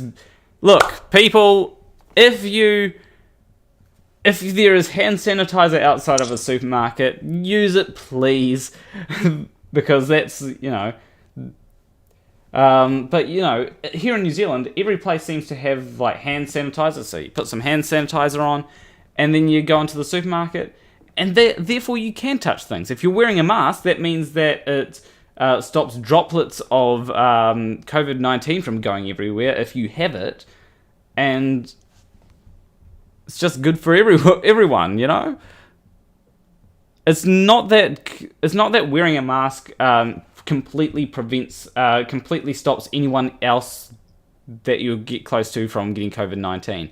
There are other things like washing your hands that help. It's just that a mask is an extra layer of protection. But we don't see that in the numbers. We don't even see extra deaths. We don't see any information that's definitive that says everybody must wear a mask all the time. It doesn't. There is no real actual evidence. There's no widespread study.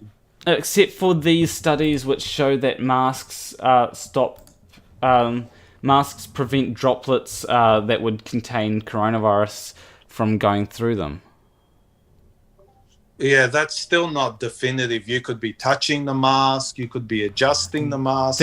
You could still be you could be using hand sanitizer, and you've cleaned your hands, and then you cough, and then you touch your mask, then you touch a fruit, without realizing it. That is why they say. That is why when you have a mask, they say don't touch it or anything.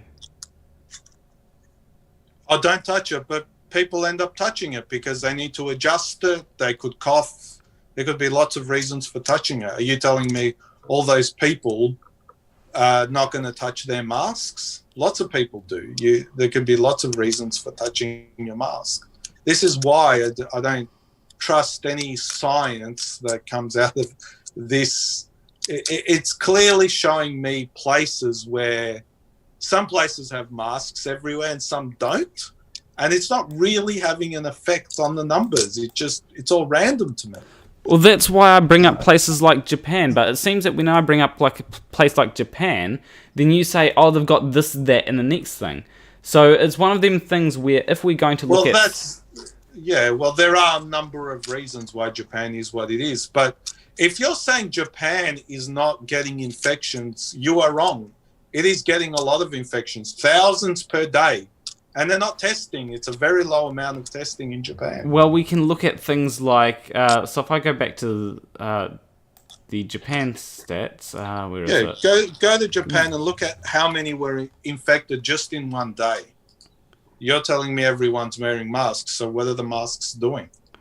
Do they need another lockdown? Do they shut down their economy? Well, if we go to... like you talk about Sweden... Like, Sweden has many more new cases per day. And Japan is more dense, has a much denser... More densely populated, yes. Yeah, has a much denser population than Sweden. The difference is that in Japan, they have a culture of wearing masks. That is one of the huge differences. So, of course, in Japan, you're going to have less people... getting infected. You're getting infected due to them all wearing masks. But you're not getting any statistical difference between any country, really any country, even America, of actual total deaths, people dying on top of what they should be. That's my argument. You are. You are where? Where? Show me in that graph. Sweden. Yeah, not that graph. The total graph per 100,000, the one I sent you. In Sweden. Oh, you mean the email? Let me. Not that one. The bar graph. The one after that. Hold up. You do realize that 2020 isn't over yet, right? So go to 2020. That's just 33 weeks. 33. Weeks of that bar graph shows the first 33 weeks, which includes of each year. First wave. Of each year. Of each year of the last 5 years. Okay. It's in. You've got to look back in your last third or fourth email. I mean, there's heaps of ways that this could be could be explained. Can you show it? I need to show. You need to show it so I can see it. I've got the deaths per 100k all causes, including COVID-19 33. No, not that one. It's a bar. Have you got it now? Is it showing now? It won't be showing on your end because this is on Gmail. I can see it. I can see it now. Okay. Okay. So can I explain this again? So for every deaths per 100,000 of all causes, okay, is 588 per 100,000, okay? Yeah. For the first 33 weeks of the year, yeah. Okay? You go to 2019, it's worse. They had a soft flu season in 2019, and that could also be a big factor, but we won't get into that. Go to 2018, go to 2016, through all those years, and you tell me where the extra deaths are. Just tell me which one. Well, it seems that... it's actually less than 2015. Well, so if we go back to this graph, because this graph gives a good indication of what's happening, it seems that in this graph, there's a downward trend, right? And okay. So go back to that graph, downward trend. Yep. Yeah, downward trend, and then all of a sudden there's a spike. Yeah, there's a spike. Yes, we've admitted there is a spike. Now you look at that spike. Okay, you look at that spike and you compare it to. Don't go back to the Spanish flu, so it's not even comparable. You only need to go back to the early 90s, and the spikes were larger. Where were the lockdowns then? Where was the hysteria then? Well, what do you know what those spikes were from?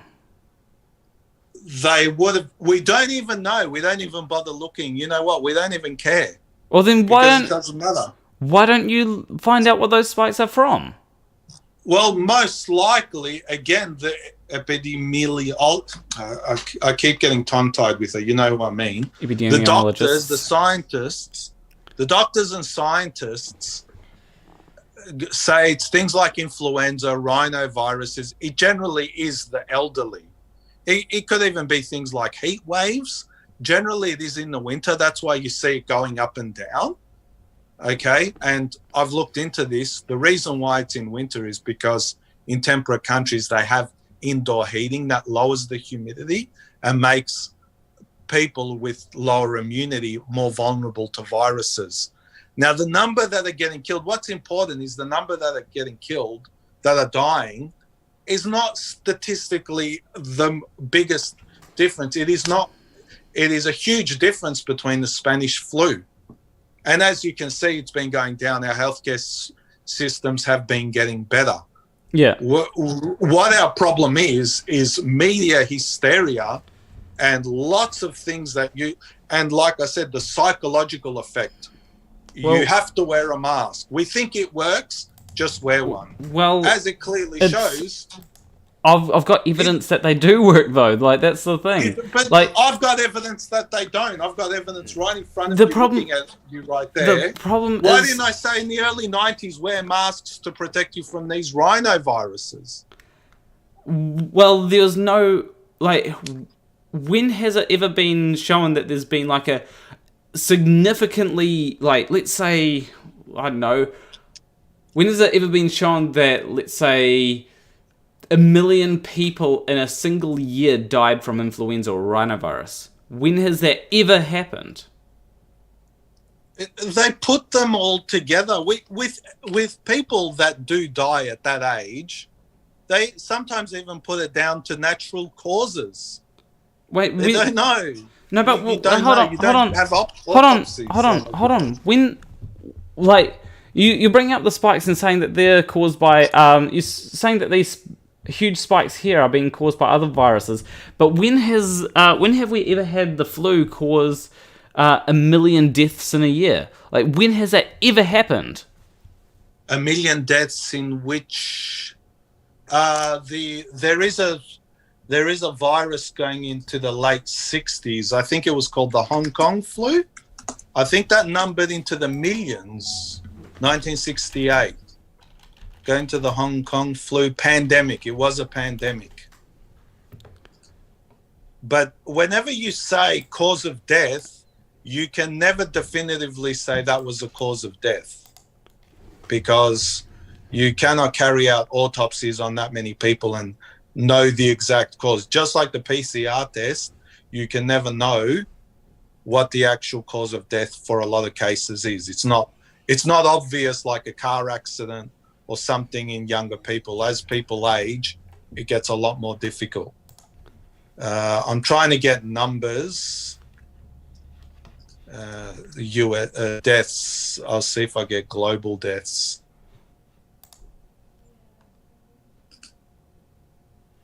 It had 100,000 dead in America. So we can look at this, and we can also look at Sweden. So this was in the 60s. It didn't seem to have much of an effect in the 60s. But I'm meaning like in the 90s when you're talking about these huge spikes here. Like, what were they? Do you know? They're not spikes. They're just the causes of death. They're just all different causes. They're cancers. There could have been a high rate of smoking, and then it started reducing. You can see a little bit of a hump. It could just be an aging population. You cannot tell exactly what the deaths are definitively for. And then probably well over 90% of deaths. And then you've got a decline, and all of a sudden you've got a spike when COVID happens. Yeah, right at the end. And I've shown you that spike on worldometers. That spike is there. Yeah, a downward trend. Okay, so my argument is... Yeah, so my argument is this. That spike barely made any difference to their deaths per year, as you can see from that graph. That deaths made hardly any difference. From 2015, less people died this year with coronavirus than in 2015. That's a fact. That shows you right there. That has a source. Now, that spike there, I've shown it to you. There's no conspiracy. No one's hiding anything. But the spike, when you look at the total population of Sweden, it's not a tiny country. It's 10 million. It hardly has any effect on who actually dies. It could be someone at 85 years old dying at 85 and 3 months and dying at 85 and 6 months. Yes, but a lot of these people wouldn't have died if they didn't have, they wouldn't have died right now if they didn't have COVID-19. And you've also got to consider... They actually would have. That's the argument. They were elderly people and they were in the end stages of their life. It's called the life and death cycle. Yeah, that's the point. That's why you don't see a big difference. If you had 1 million people dying at 20 years old, you would definitely see a massive spike, like the Spanish flu spike, because the Spanish flu spike was younger people. So one of the things that you do have to consider is we can take like a hypothetical. Let's say I go and shoot this person that's got a pre-existing... Let's say I go and shoot someone that I think is going to die in 6 months. And I say... And I go on trial and say, well, they're going to die in 6 months anyway, so it's not. I shouldn't be charged. Either way you look at it, it's still murder, you know? Like, even if they would have died, it wasn't... Just stop right there. A lot of elderly people are dying because of loneliness. They're not seeing their they're not seeing their grandkids and grandkids. A lot of older people are now dying from loneliness due to lockdowns. Do you have any source for that? I do have a source. Hold on. But that's definitely plausible to happen. By the way, I've got someone that wants to come on and have a chat about the comparisons. Do you mind if I bring them on? Yeah, go ahead. Okay, I'll just grab the Zoom link.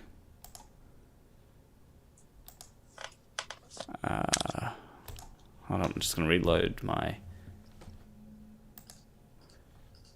Oh. Alrighty.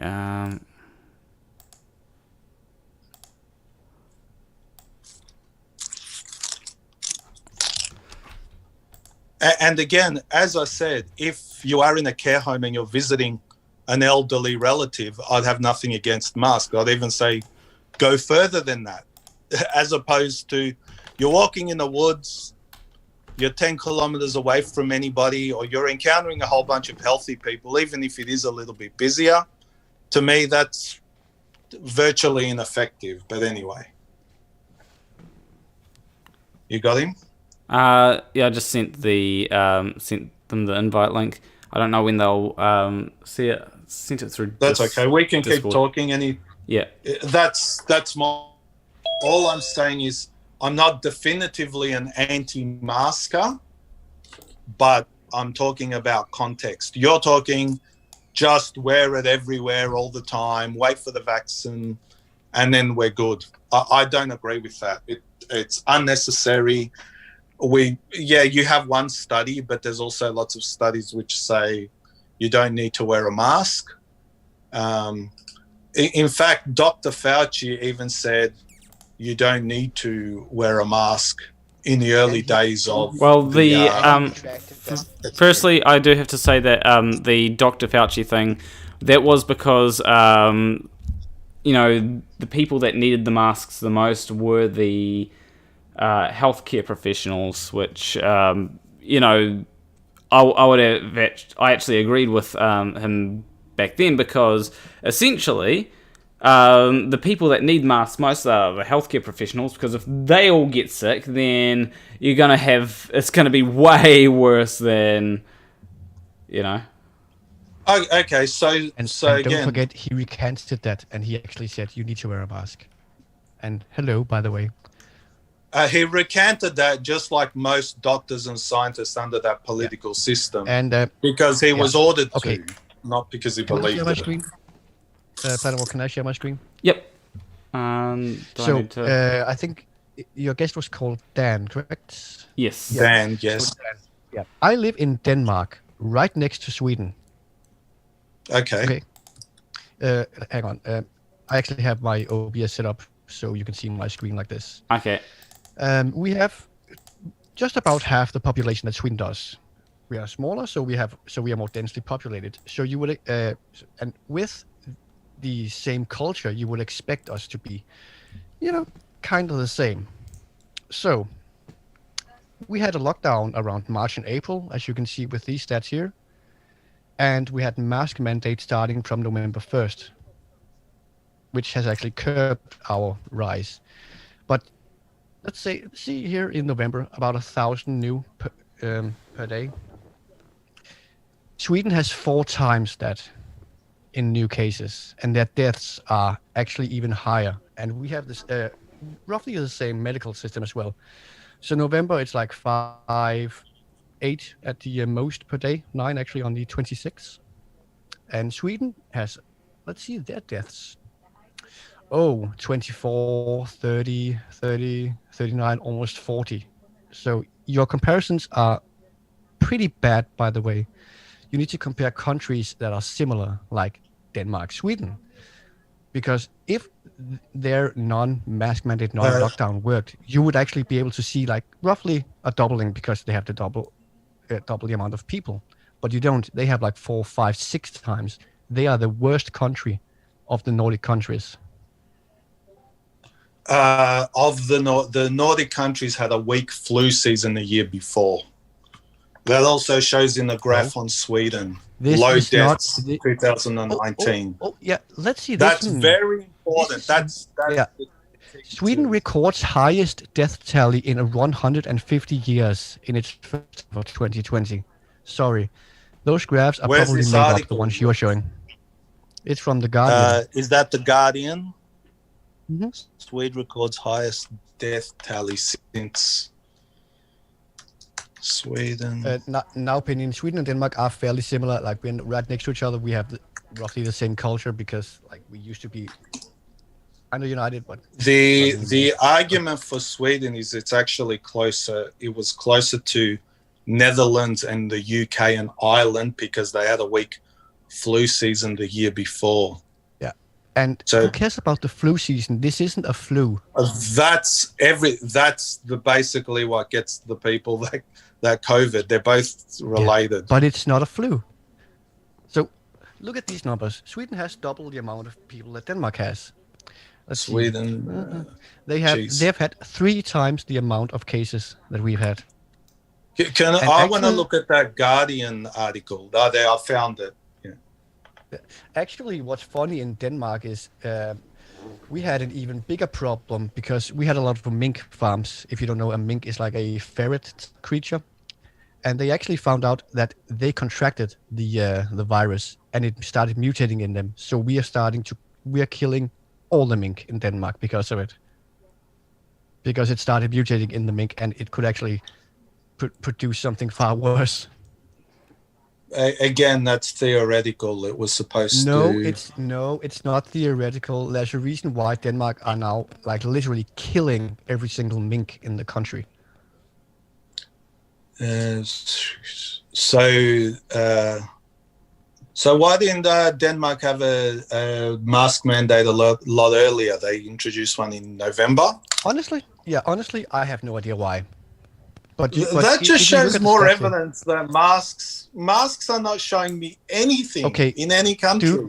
Dude, what you're missing is the mask does not protect you from others. The mask protects others from you. The study you showed from Denmark said that it didn't help. Irrelevant. A mask didn't help. Irrelevant. No. Who's protecting who? A mask. You are protecting them by wearing a mask because it's from the so in effect you're stopping the spread. Yeah. So the thing about these symptoms is you can be naturally immune, but you can still be what's called an asymptomatic carrier. You're not showing any symptoms, but you still carry the virus and you still infect others. And from some of the studies I've seen, it can take anywhere from 2 to 6 to 14 days from you contracting the virus to actually showing symptoms. The asymptomatic cases are very the rate of transmission is close to zero. They've done a study on that, and that makes sense to me. And by the way, let's see, October 2020, more SARS-CoV-2 reinfections reported. First case in the US, October 12th, of reinfection. Sure, they're kind of rare, but it happens. And if I'm 35, if I get it, my lungs are destroyed for life. So if you know that most are you just said asymptomatic, and now you're saying your lungs are destroyed for life. There's no logic there. Asymptomatic carrier is a carrier, somebody who only carries the virus but actually isn't symptomatic and they don't actually get the virus. They can still infect others. And I can be immune. That percentage is very, very low. It's close to zero. That's the argument. Okay, what's your citation, This is please? why they don't quarantine healthy people normally. Can you please cite a peer-reviewed study for that and not a YouTube video? Oh, another. I have something here. I've got 50 different sources now. And the most we've seen are YouTube videos and a couple of online blog articles. What you need to do it's led to papers. Not all of them though. And the problem with them are you need to actually you don't cite the article. You go to the peer-reviewed source, you read it, and then you cite it because sometimes, and it happens a lot, reporters don't actually read the papers. Well, it's I do have to say that it's kind of like that thing that he brought up with the Danish study. The headline, right, made it seem like masks had no effect. But if you go to the original study, it actually goes ahead and explains it, so... Okay, so Denmark is our cases are they had dropped a little bit, but are fairly stable. And it's not only a mask mandate now in Denmark. You can't buy alcohol after 10 p.m. now in Denmark because okay, so that's going to stop the virus. This is just sounding more and more ridiculous. You're telling me, honestly, you're telling me to cite peer-reviewed articles. And they're telling people not to buy alcohol. Somehow that will... That is not a peer-reviewed article. That is the measurements that the Danish governments are taking because Denmark, if you don't know, we love to drink and party. And if you go out and drink and party too late, you can still infect others. So it's kind of like a measure, but in my opinion, it's a stupid thing because you can just buy it before 10 p.m. and still get drunk. Yeah, so I'm going to trust the government now because they've made up some rules about sometimes similar to Australia. Yeah. So when you get cancer, do you go to your do you go to your science doctor, or do you go to like a magician or a YouTube video? If you get cancer, who would you trust, the YouTube video or the doctor? But those YouTube videos. Wait, stop. Those YouTube videos were actual doctors. They weren't. It wasn't just some random YouTube conspiracy theorist. It was an actual doctor. Sure? Did you check? So she's not a doctor. All right. Well, show me that she's not a doctor. Actually, you're claiming that she is a doctor. She is a doctor. She is a doctor. Can you prove that? Can you okay? What's her name? Can you prove that she's not a doctor?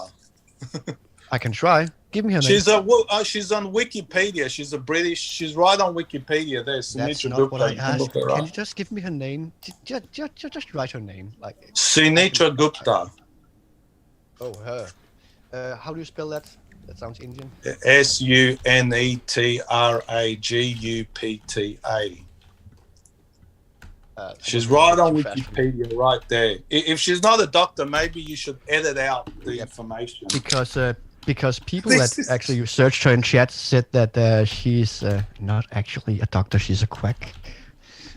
Oh, well, she's a quack then. Well, you can edit this article here because it looks like I've got the wrong information.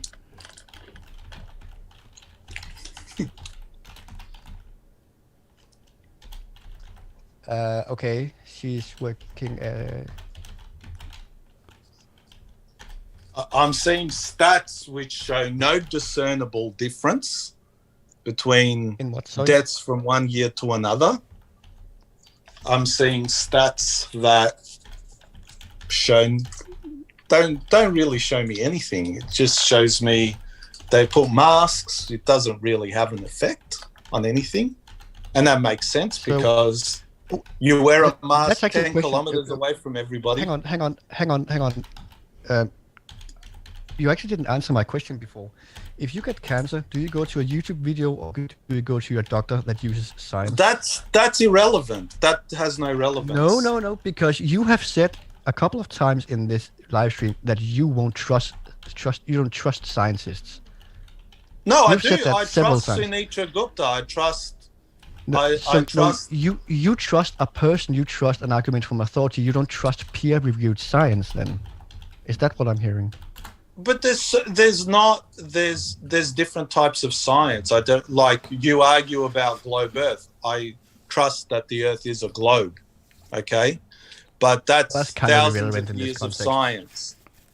That's thousands of years of science. This came about this year. Doctors and scientists are scrambling to figure out what's going on. But the problem is a lot of the science is now politicized. People wear masks not because it's effective, but because it's something visual. People think it's effective, so they wear it, and then they go to the government. Hey, I'm wearing a mask, but no one else is. Funny? So everyone else must. You know what's funny when you Google? If you're seeing my screen, it's funny. I'm googling like Sweden yearly deaths, and the only places that seem to think that this is that. Sweden had more deaths earlier are like conspiracy websites, anti-science websites, but when you actually check the stats, that's not quite true. What conspiracy? I'm showing you Worldometers. Is that a conspiracy website? They just gather stats. Is it wrong? Hang on. How the hell? I need to get this thing larger. And I'm not. I'm not saying Sweden had no deaths. I'm saying they had deaths. But the deaths went down with no masks and no lockdowns or curfews after 10 o'clock or whatever they did. They had measures for vulnerable people. And I think that worked. And it still does. Why did it go up again? So why is it going up again? Or winter. Did you see the Sweden stats? Yeah. Yeah, so it's gone up and down again. We have two things. Now we have two factors. We have weakened immune systems because of seasonal flus and seasonal colds. That makes you even more vulnerable to this virus. So at this time of year, you should be even more careful and wear masks. So why did they introduce? Why did most European countries introduce masks in summer?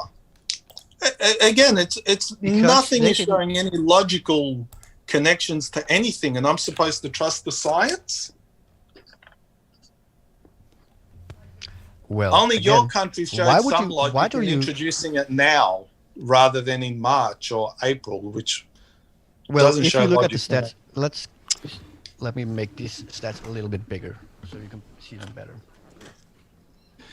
So you can see at around the lockdown, we had a small downfall again, and then it was fairly like what do you call it? It didn't rise that much until around August. We had a little spike again, and it just started going up around September, and then all the way up again. And I don't know why we didn't introduce masks earlier. Probably because they look at the stats, they get like our CDC's recommendations. They say, okay, so we don't actually see a rise right now. We don't need them. But around September, it started getting like really out of hand, and especially now. It's like our infection rate Denmark? now is our infection rate now is like 4 or 5 times higher than it was in March and April. And it's the same thing. Their infection rates, they are like in March and April, they had like they were actually pretty comparable to Denmark with like 300-400 per day. Now they're up to like 4,000 or 5,000 per day. Denmark or Sweden? Sweden is that's now they are skyrocketing.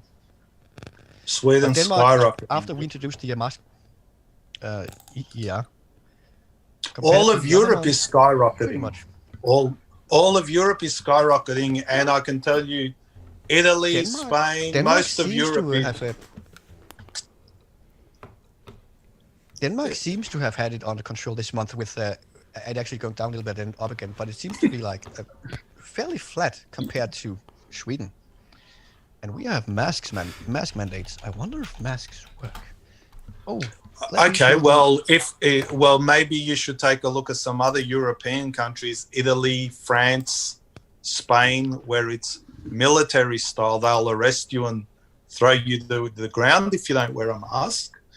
I don't And know we, about that, and I honestly don't Oh, care you because don't you weren't know. talking about those. Sorry? Have you seen how they're doing it? Have you well, seen we're how they're doing talking it in about China? masks, so No, yeah. And how are the military, like, whatever. Have you seen how they're doing it in China? They're like literally dragging people out of their houses. yeah, It's a different country. China's a police state. China's one big They prison. do things differently there. They do Yeah. things differently there. And that's what I disagree to. I prefer freedom and low risk than no freedom. Actually, you prefer death. So No, because the death rates are so low. It's a 99.99% survival rate under 65. So if there weren't restrictions for people our age, let me it ask you wouldn't make a something. difference. Can I ask you how old are you? I'm not elderly. I'm not young. I'm somewhere in between. Can you please just tell me? I'm 35, so I still have 30 years left to live because until I become a lost cause in your eyes. How many years do you have left before you are a lost cause in your eyes? That's loaded. That's loaded political bullshit. I'm just commenting. Some elderly people will die from loneliness because they don't see their kids and grandkids. That's a fact from lockdown. Here we have the Nebraska Medical Center. Yeah, Nebraska Medical Center. They are using a light so saliva and other droplets from your mouth turns green. Here, a person is without a mask. And when he talks, you can see how these droplets spread. Can you see how they spread on the backboard thing when he talks? I've seen that video. Yeah. And did you notice when he's shouting with a mask on, there's barely anything hitting it? Are you still going to say that masks don't help? as I Sure, said, they may succeed help to you. in some situations, but amongst a healthy population, okay, amongst a healthy population, even if the virus is spreading, it's hardly killing anybody, okay? It helps people develop immunity. It's hardly killing anybody. It's not killing. And again, I'll guide you to this one. COVID-19 reinfection. Sorry, people do get infected several times. I don't know why you still claim that. Oh, immunity. Yeah, some people might get immunity, but some people don't. Most people already have immunity. Most people get it and keep it. You're just showing extreme cases. No, I'm just telling you that people do get reinfected. But since you are actually saying that most people do get immunity, you must have a source for that. So please, where is your peer-reviewed study on that? Again, no, you need to provide a peer-reviewed study because you can't say that most people retain it. Yes, I have actually read some that in some cases you do retain it for up to 6 months, but we don't know about after 6 months. But immunity is not simple. See, they use antibodies for that. Immunity is not. Again, we can't even test it properly because PCR tests are rubbish from what I'm reading. Okay, and we're testing everything. You are not reading the. Again, read the peer-reviewed studies, and I'm still waiting for you to get me that peer-reviewed study that most people actually do get immunity.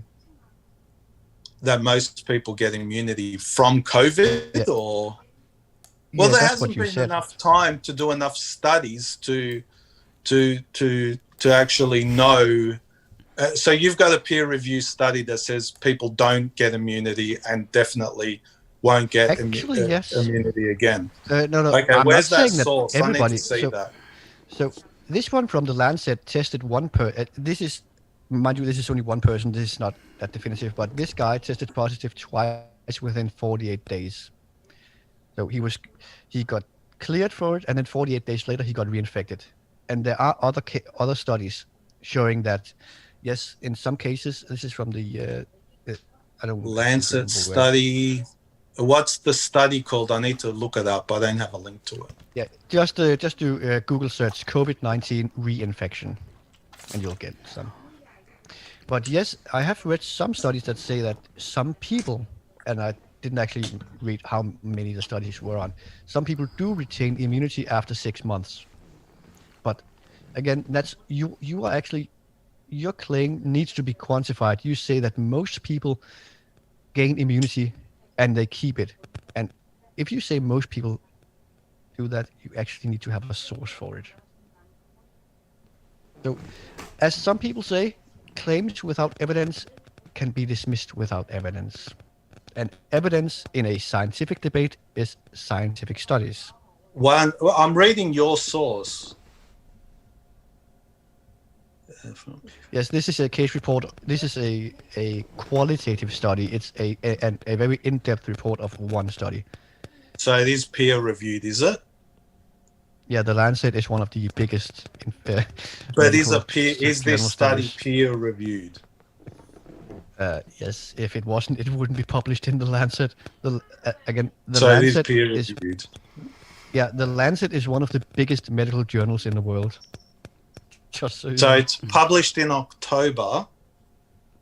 Yeah. And that is probably from that guy in... Yeah, this is actually the... There's another article about this guy. He was the first case of reinfection in the US, this person. So this proves people don't have immunity? No, it proves that... It proves that reinfection can occur. Yeah, that's possible. Yes, exactly. Because again, you claimed that most people get immunity from it. And immunity is not 100%. Immunity is not 100%. Yeah. You didn't say all people. You did say most people. I would agree say that you did say most people. Most people do. Yeah. Is that that just sounds like your opinion. And the word immunity is probably not the best word. It's more like defenses. And this is wording. This is discussion from Sunitra Gupta, who you're denying exists. No, I discusses this in a lot of detail. And you're going to call it. Again, I would appreciate it if you stopped lying, because I never said she didn't exist. Okay. Well, but that's my source. Like, that's who I'm getting. You're using Hold on. one. Why are you only? I was going to ask, why are you using one person as a source? Like when it comes to the I was about Lancet, to ask that actually. There was another one. There was a different source. This is a 1 hour, 2 hour discussion. I can't bring up 50 different people. Well, This study has had 13 PhDs, 13 people working on it, 13 PhDs and medical professionals working on it. You're citing one person. Okay, here's 13 people doing one study. Okay. It says it was a PCR confirmed SARS infection. So again, we're not 100% sure they were infected. It's a PCR test, which again, do you think that they would pop? Okay. Do you think they do these studies and only do like one test to see it? No, they do swabs and they do sequencing data from the different swabs, methods. Let me. This says PCR confirmed. It doesn't say anything else. It says PCR again. It says PCR again. Here's the good thing about peer-reviewed studies. They actually tell you their exact methodology. And let's see. Oh my God, this word. Nasopharyngeal swabs were obtained from the patient at each presentation and twice during follow-up. Nucleic acid amplification tests were done to confirm SARS-CoV-2 infection. We did next-generation sequencing of SARS-CoV-2 extracted from the nasal swabs, I'm guessing it is. Sequence data was assessed by 2 different bioinformatic methodologies. So they're actually not using the PCR test. They are swapping, they're doing nasal swabs, and they are confirming it, not just once, not just twice. They're actually double checking that this person has it. It's not a PCR test. A PCR is a fast test. These guys sequence everything that they get in the swabs. So, but you're talking about one case or a few cases of people getting reinfected. Again, we're talking about you were talking about this test as well, and you said that they use PCR test. I'm saying no, they didn't use a PCR test. It says PCR all over it, so I'm still. I'll assume that you're right, and they've double checked it and they've made sure he definitely had it each time. Okay, I'll take your word for that. But that does not convince me of the wider population not having immunity. Well, the word immunity is not the right way to say it. Okay, we're talking billions of people. Did you know that even though, hang on, you do realize even though you are immune, you can still infect others, right? Just because you don't get sick. Yeah, you're immune, it means you don't get sick. But even though you're immune and don't get sick, the virus is still in your system. It's not making you sick, but you can still transmit it to others. Continue, Dan. I need to find a study on that. The low unsymptomatic one, but I've heard it's very low. I'm not denying it's there, but I know it's very low to actually transmit it. Yeah. I do have to say though. I was going to just say that when it comes to herd immunity, I think you need 90% of the people. I think it's about 90%. 95% of the people. Of the people to be to have basically been infected with COVID-19 to have this herd immunity. So that would kill a lot of people. Hang on. No, see, that's the mistake. That's where the stats don't show. herd immunity is when you have 95% that are immune to a certain disease, protecting others. Like, let's say you get a smallpox, which we have eradicated with vaccines.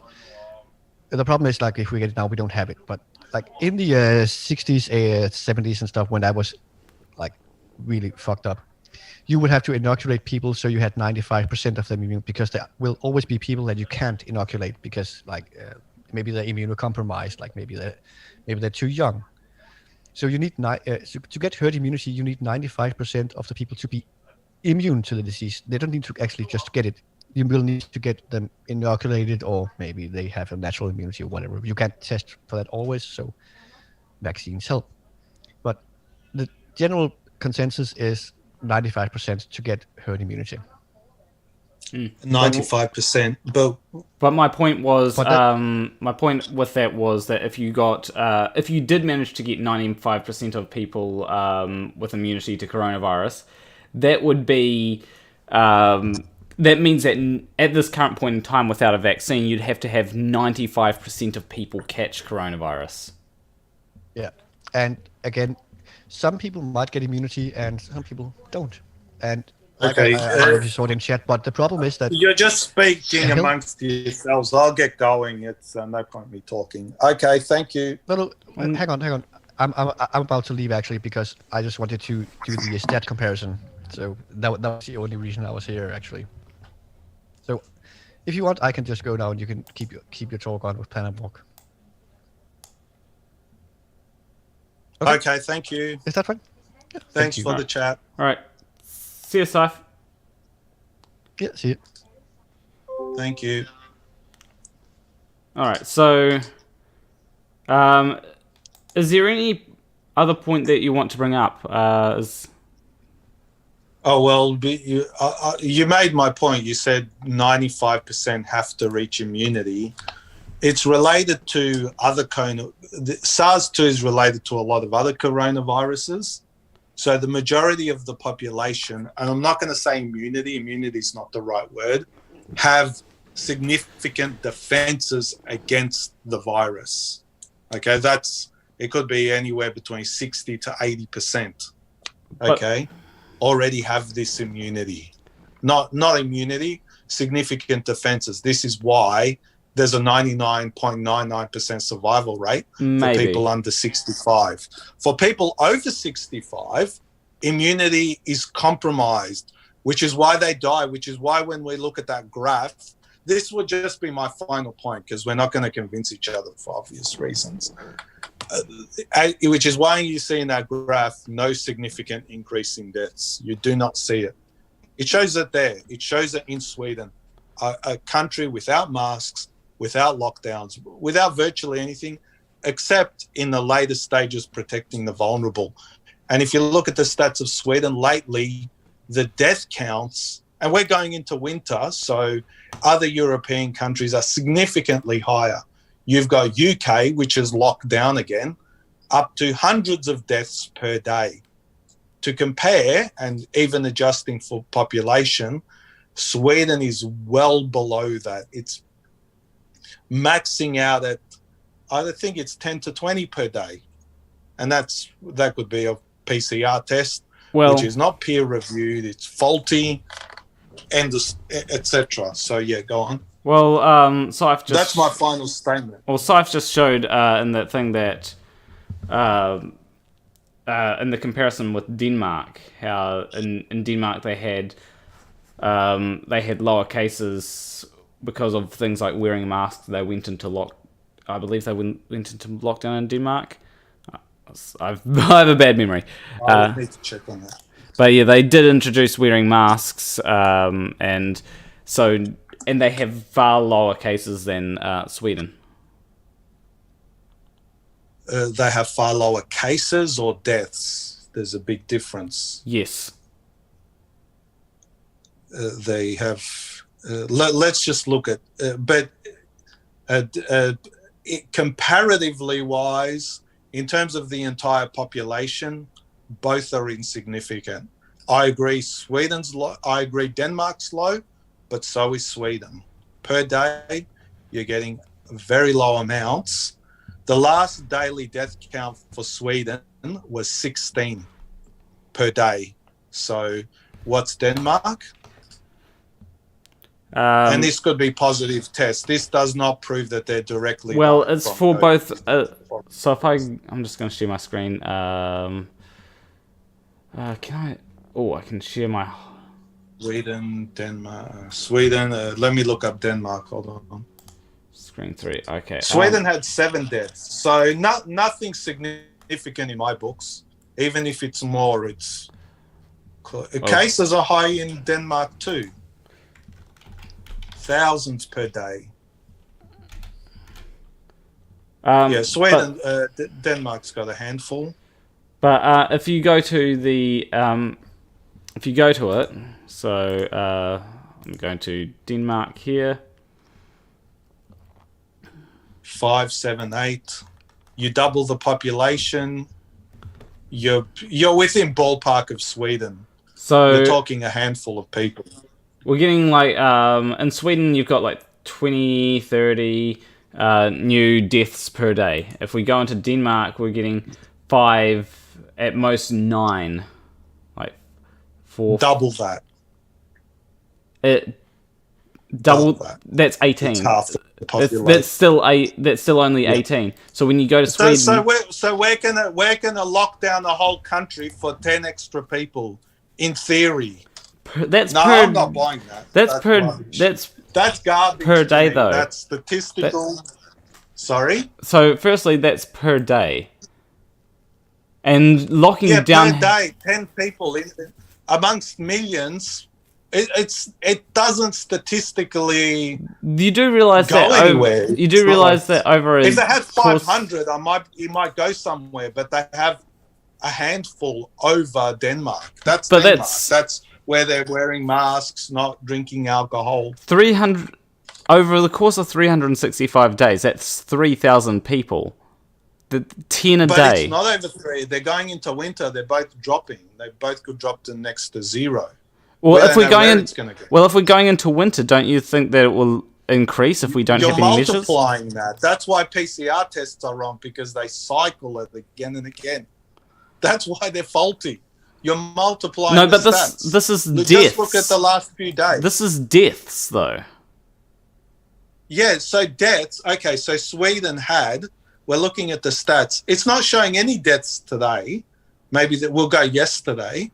Well, sometimes Let's go it takes to Sweden a few. Yesterday.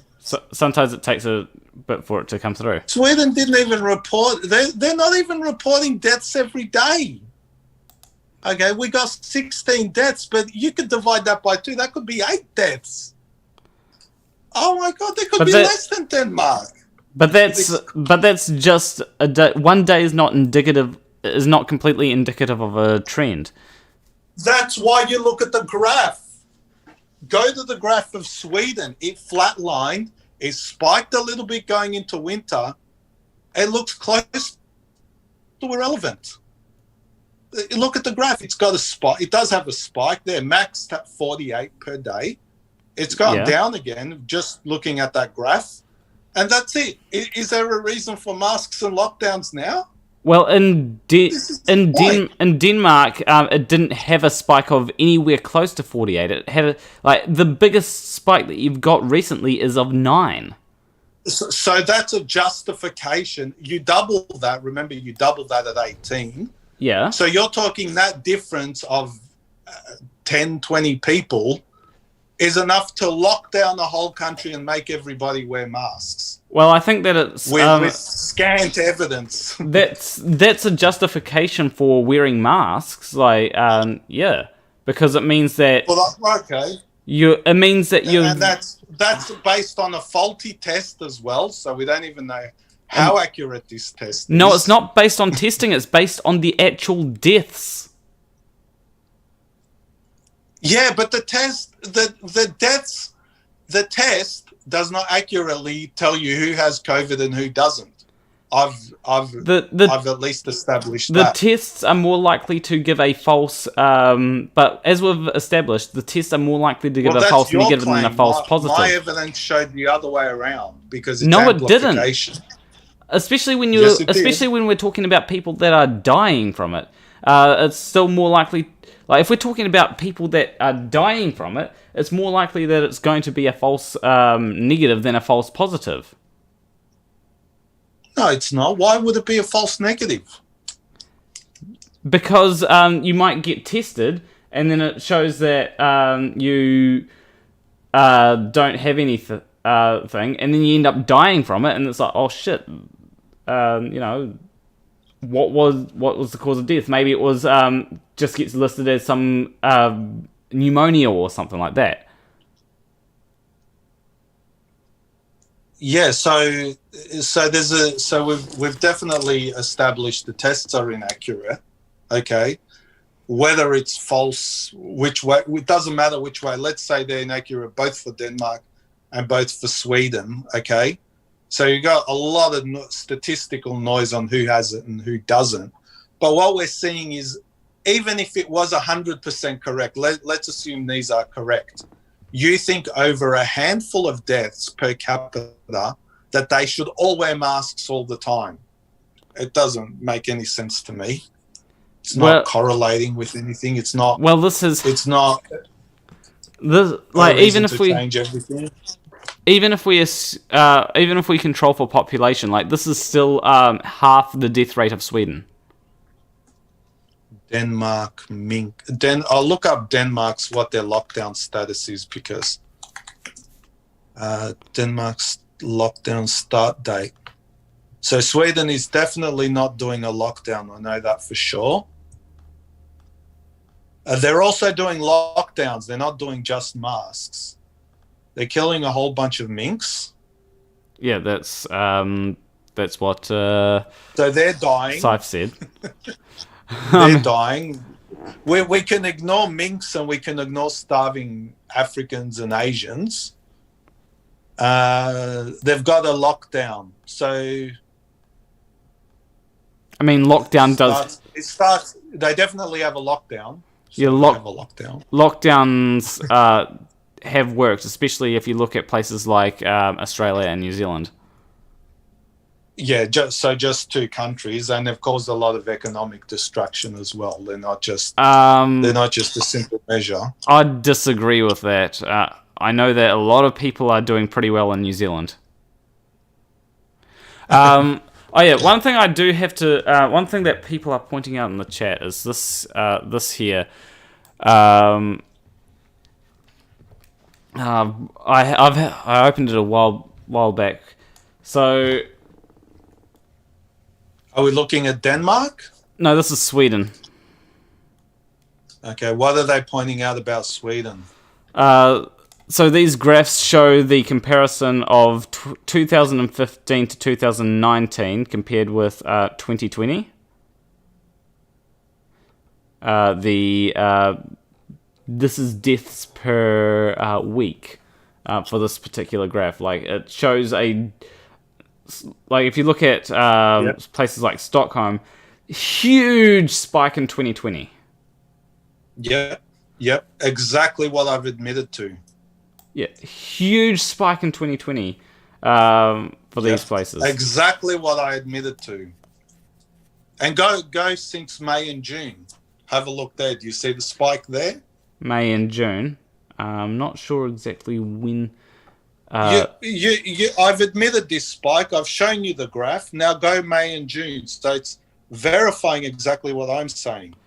Well, it's actually showing below average. Stockholm.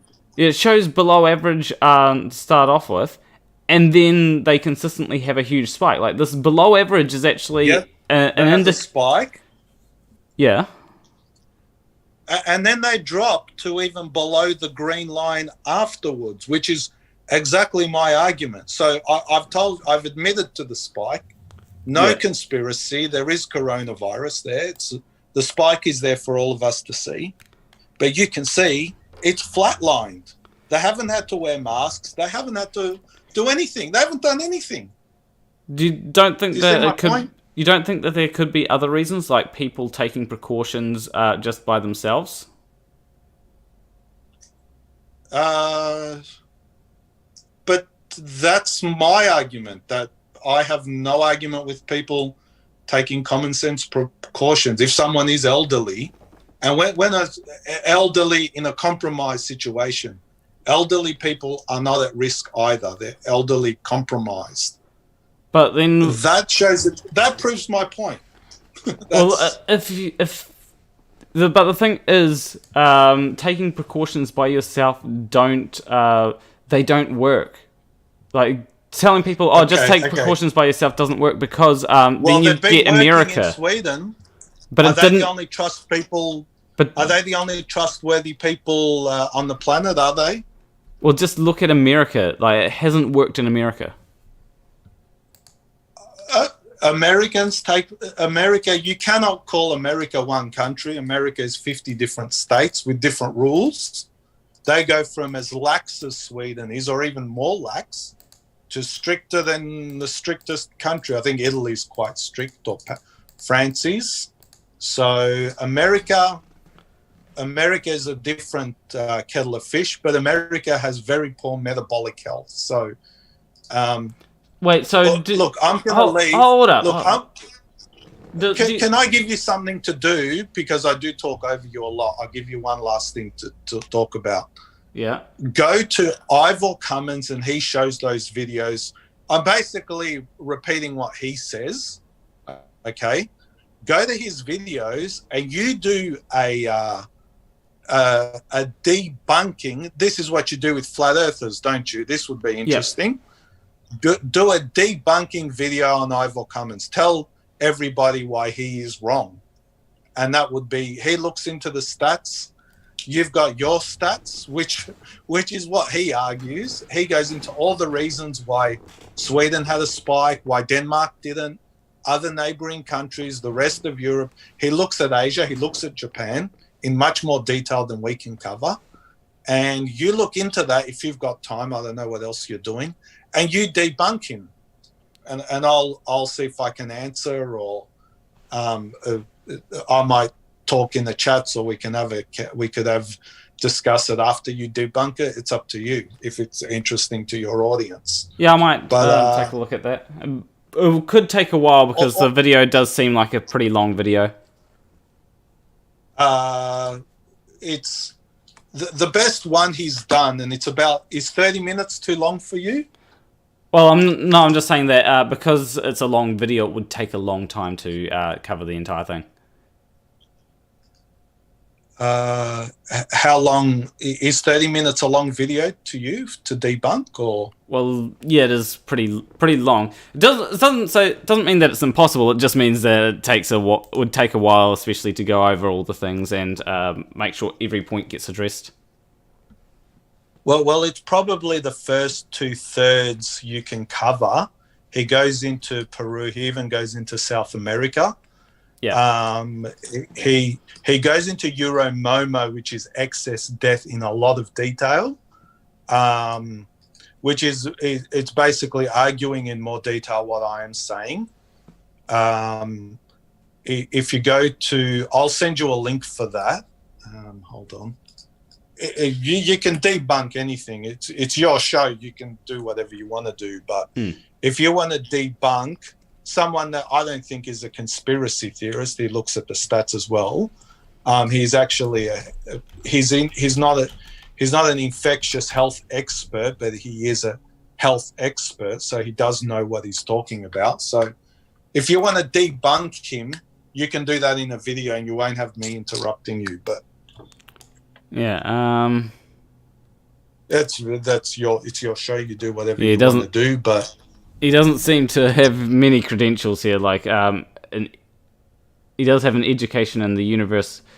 It says here, completed a biochemical engineering degree in 1990. So, well, he is older, yeah. So he has quite a bit of experience. Well, to be fair, like, experience comes from actually doing something for a long time. So, Ivor Cummins. I don't know if he's on Wikipedia. Yeah, biochemical engineering degree. So, okay. So, do anything you want to counterpoint before we go? Or? So yeah, there is one thing I do have to go, and one thing I do have to mention is keep in mind that when it comes to masks, like this is very important. When it comes to masks, there is a difference between whether you're wearing them to prevent yourself from getting infected or whether you're wearing them to prevent other people from getting infected. The main point of masks is to stop other people from getting infected, because you may be carrying around something like that's why I wear masks when I have a cold. It's not to stop me from getting a cold, because I already have a cold. It's to stop me from giving other people a cold, because I don't want to make other people sick. And when it comes to coronavirus, so what about when you're healthy? Do you wear a mask?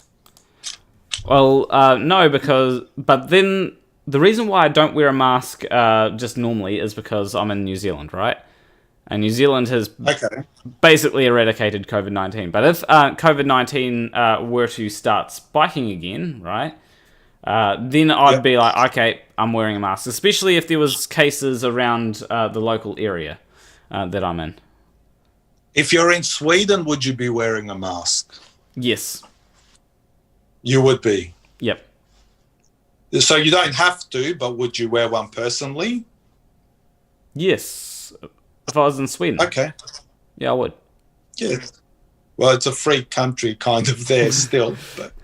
Yeah, like in New Zealand, I don't have to wear a mask when I'm sick with a cold, but I do anyway because I don't want to give other people a cold. And with coronavirus... But we're not talking about if you've got a cold. If you've got a cold, you should stay home. Yeah, but sometimes a lot of it was spread because sick people were working, because all our benefits are gone through neoliberalism. That's a separate issue. And that's a bigger effect. A lot of that virus got into the care homes because of the way we finance elderly care. So I think that was much, much more important than kids running around in schools wearing masks. Well, I do think that there are multiple problems here, and we've got to, taking on all of the problems in their own way.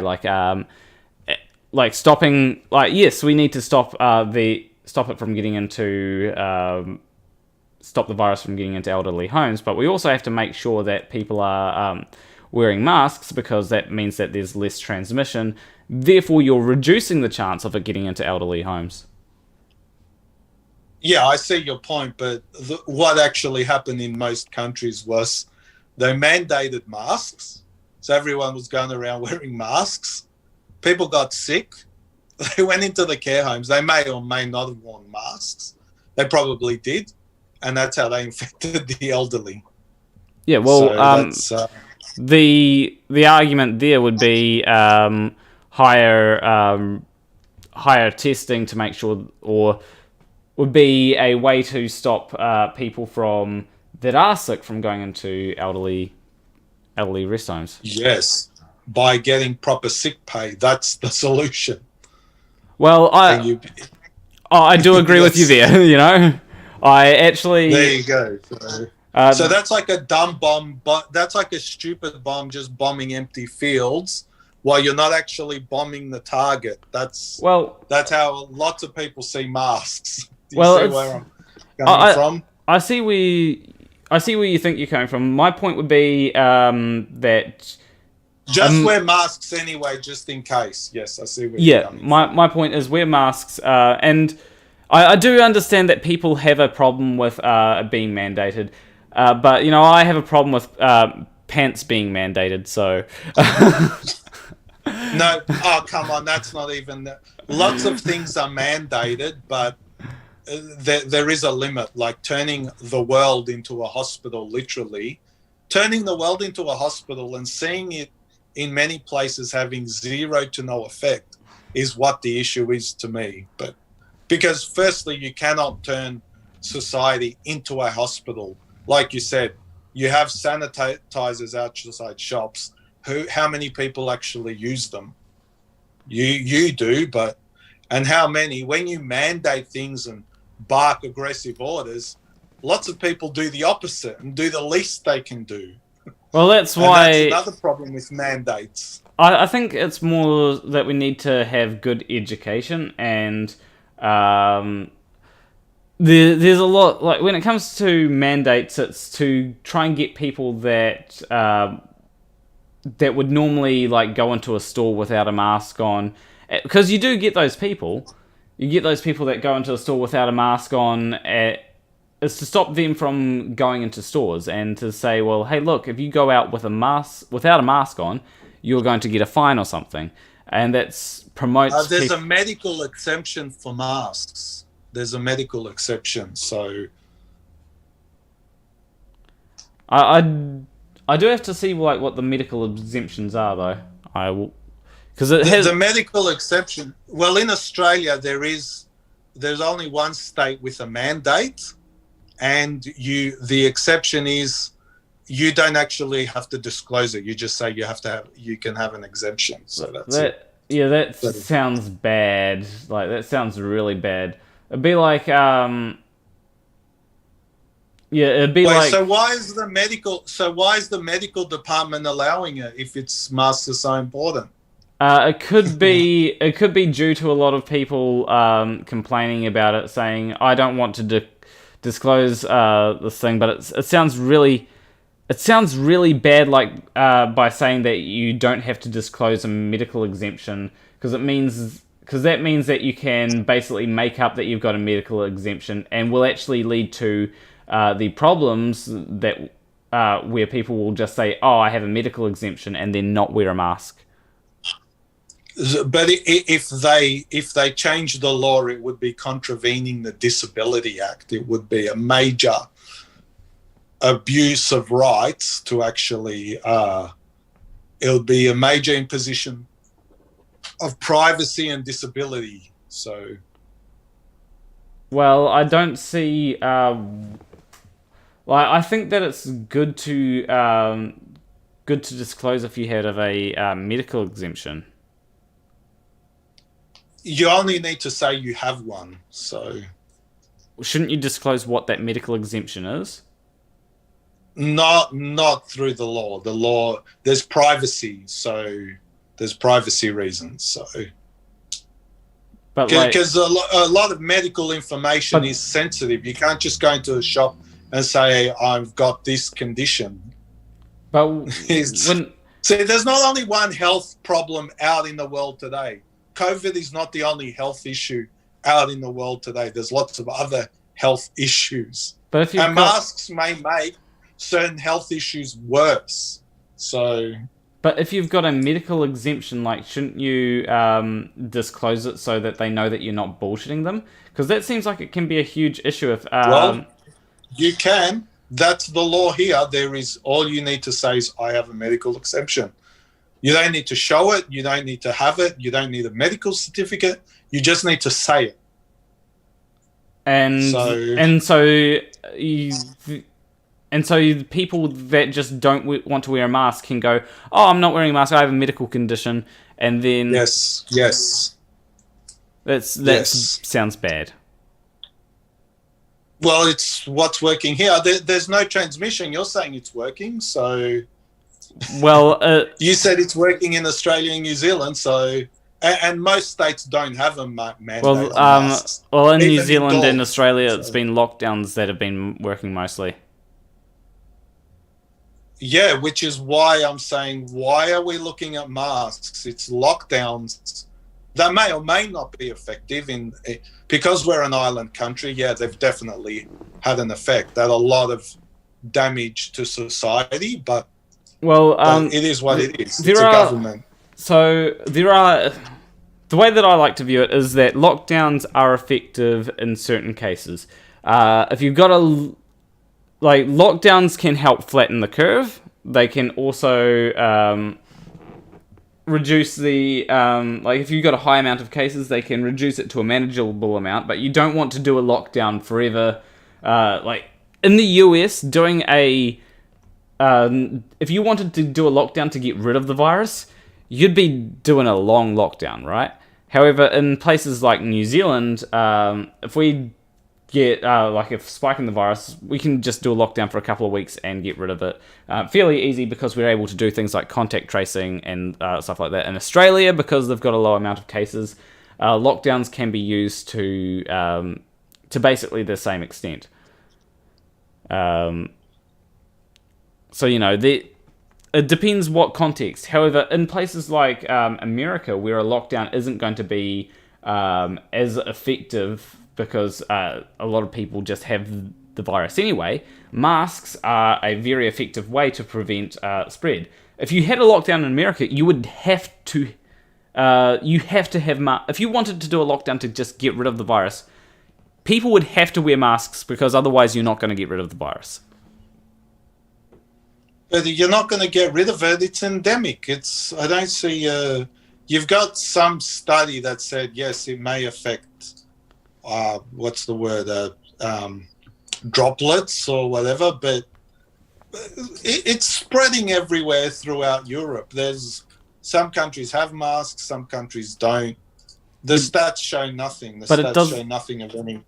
But it doesn't just magically spread. There's a way in which it spreads. We know the way in which viruses spread. It spreads. It spreads, and masks hardly stop it. They may make it worse. We don't have any solid info on that. Well, there's this thing here these studies here suggest that wearing masks does reduce... Not the study, the reality on the ground. Why hasn't it stopped in Italy? Why is it still spreading? Now, Italy's aggressive mask mandate, worse than anywhere. That's because masks... firstly, masks aren't 100% effective, right? Because, it's like a condom. A condom isn't 100% effective. Yeah, you need lockdowns as well, Yeah. And then there's also the cases of people, not wearing masks as well. And that... but the thing that you need to look at is is what do masks actually work? And the studies that I've seen suggest that masks do reduce the spread of the virus. And do you know what an R value is? Yes, it's a reproduction of the virus. Yeah. So the R value... Reproduction value, yeah. Yeah, so the R value, I think, is about 2.5 with no measures for coronavirus. But when you introduce measures, you reduce the R value. And what we need to do is we need to get the R value below 1. Because if you manage to get it below 1, then essentially the virus will disappear. If you get it below 1. If you say so, that's... I haven't seen evidence since March, since this thing broke out. You do reduce it temporarily, and then it comes back. Well, probably with a vengeance, because you haven't helped you haven't assisted the natural immunity of the population. You've actually sheltered them from that. Well, no, if you want to... mean, but that's actually what you've done. The best way to get immunity is the best way to get immunity without through a death. vaccine. I agree with that. Was through a vaccine. But if you try and get immunity through people getting the virus, then what you get is massive amounts of deaths. Well, that's exactly what I can easily dispute. You do not get a massive amount of deaths. You get a very low amount of deaths.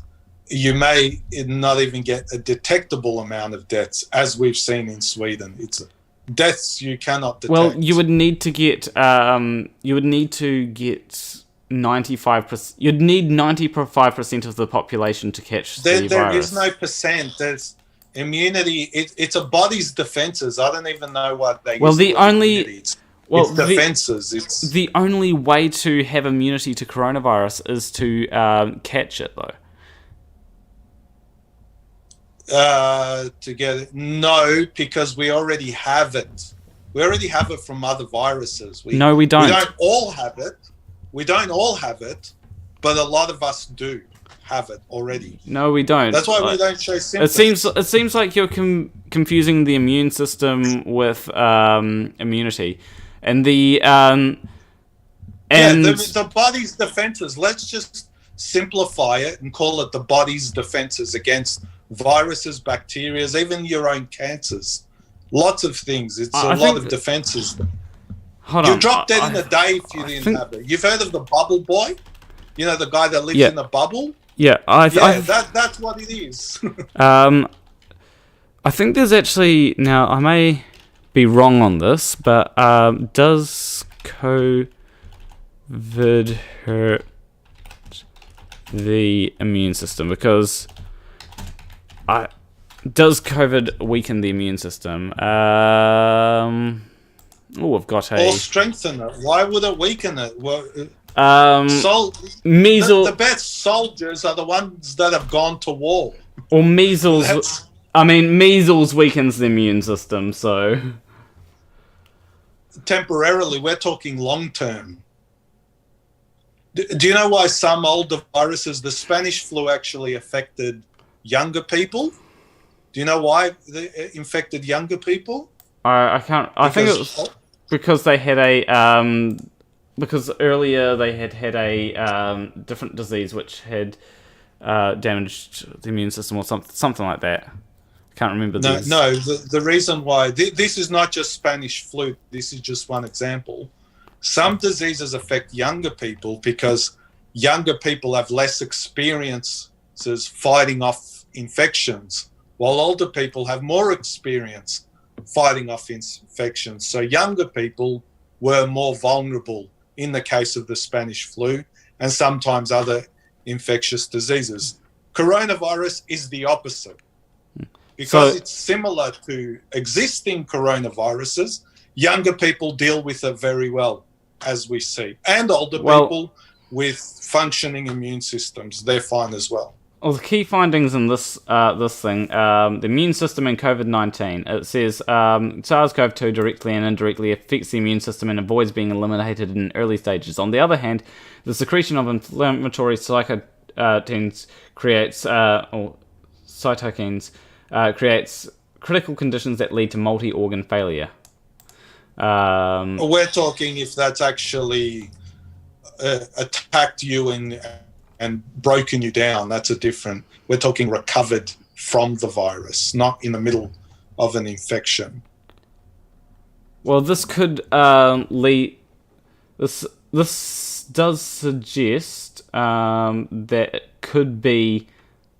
I'd have to go through this entire thing, which would take a while. Oh, here we go. Conclusion. That's not in the context of this video. How can you go through? You'd need to get 1,000 people to study immunology. It doesn't. It's there. You can't deny it. Well, the question is, it's there. I get your ethical point of view. The people don't want to hear that they're cannon fodder for some virus. But my argument is, if you hold it off, you actually weaken yourself in the long run. And when the next winter comes, this is one of Ivor Cummins' argument, through the summer when it's less dangerous and less deadly, and it's spreading through a young, healthy population, that's actually a good thing because it means they're becoming infected to it. They're not going to be carrying it when they go into next winter. And they're very much likely to pass it on to the vulnerable people that you're trying to protect. That's actually not a bad thing. That will mean less deaths from COVID in the long run. Well, no, when they get... But you can debunk that any time. No, when they get the virus, though, then they're more likely to pass it on to the vulnerable people. Yeah, that's on the day. We're talking throughout the summer. We're talking over months and years, not on the day they go get the virus and then they go visit their elderly relative in the care home and pass it on. We're talking letting them run free like they do in Sweden, letting them get on buses, living a free life, helping the economy. Then when the next winter comes along, they are more resistant to that same virus and less people die. No, that's not how it works though. Because when they get the virus, Why? then they're more likely to pass it on to the vulnerable people. Yeah, on the actual day or the few weeks. But we're talking summer. Summer goes for 3 months.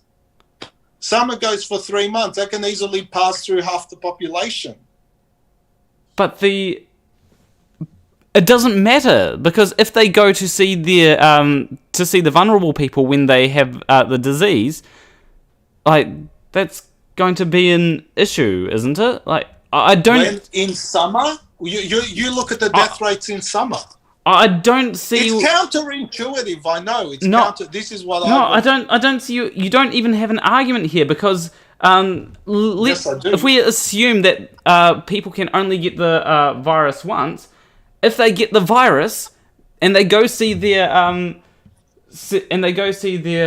relatives, right, that are vulnerable, then their relatives will get the virus. Why would they see they know their relatives are vulnerable, and I've seen this firsthand with Sweden. They don't just go to their older relatives and go pat them on the back. They don't even go close. Sometimes they're separated by a window. So that explains a lot why their death rate really has flatlined. They're not just everything's free, everything's going good. They're just targeting who to protect. They're targeting the older people. They're protecting who they're supposed to protect. They're not telling the whole population to go wear masks and close all your businesses and lock down. In Australia, we banned people from mowing the lawn outside in the lockdown. That's what we did. Okay, that's rather strange. Now, when people see this stuff, they do question the science. Wouldn't you? A guy alone in a lawnmower, no contact for money, it's all electronic, it's 2020, and that was banned. You know, they're talking politics, but they let union construction sites keep going. But the problem here is that if you have any kind of herd immunity, right? Because that's what sounds like what you're describing. So that means that absolutely, yes. Yeah, that means that 95% of the population needs to develop an immunity to COVID-19. Okay, so let me just repeat that. 80 could be over half is already got significant defenses against the virus. No, they don't. They've already developed defenses against similar colds, so there is no reason. That's just not true. Yep. This is what Do you have the a citation infectious for that? experts either have missed or they're not telling us. The infection. So you're telling me that all the infections experts, the experts, have just missed something that they would probably have if you're right. So you're telling me that the infectious experts have missed something that you, who's not an infectious expert, have managed to figure out. Well, they're experts. Well, no, they didn't miss it. When the virus was new, they didn't know what was going on. No one knew what was going on. No one knew. But the information that is coming in is that it isn't new. It's related to something that's already there. Because it's come from an animal to us. They're mammals. They're similar creatures to us. So they have their defenses and we have ours. Do you understand? We have a defense system. So our we'll drop dead tomorrow if we didn't have it. Our immune but the thing is, our immune system is fundamentally relies on the fact that we need to get the virus. Like, it doesn't have an inbuilt thing that says, okay. No, I don't think so. Why would it? Why wouldn't it already have those defenses in place? Because you understand, it's already there.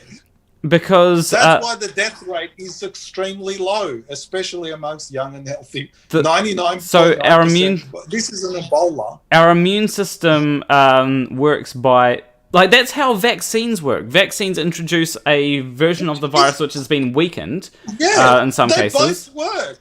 Why can't you accept the fact that they both work?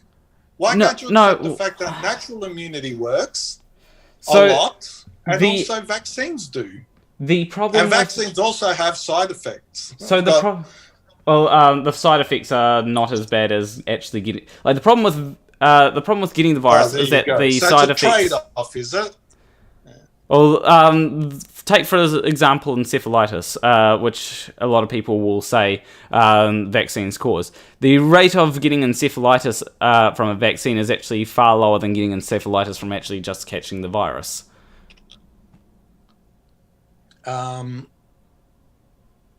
Absolutely, it's a trade-off, and it can be a good trade-off, but the way the government has politicized everything, it's basically turned off a lot of people to vaccines.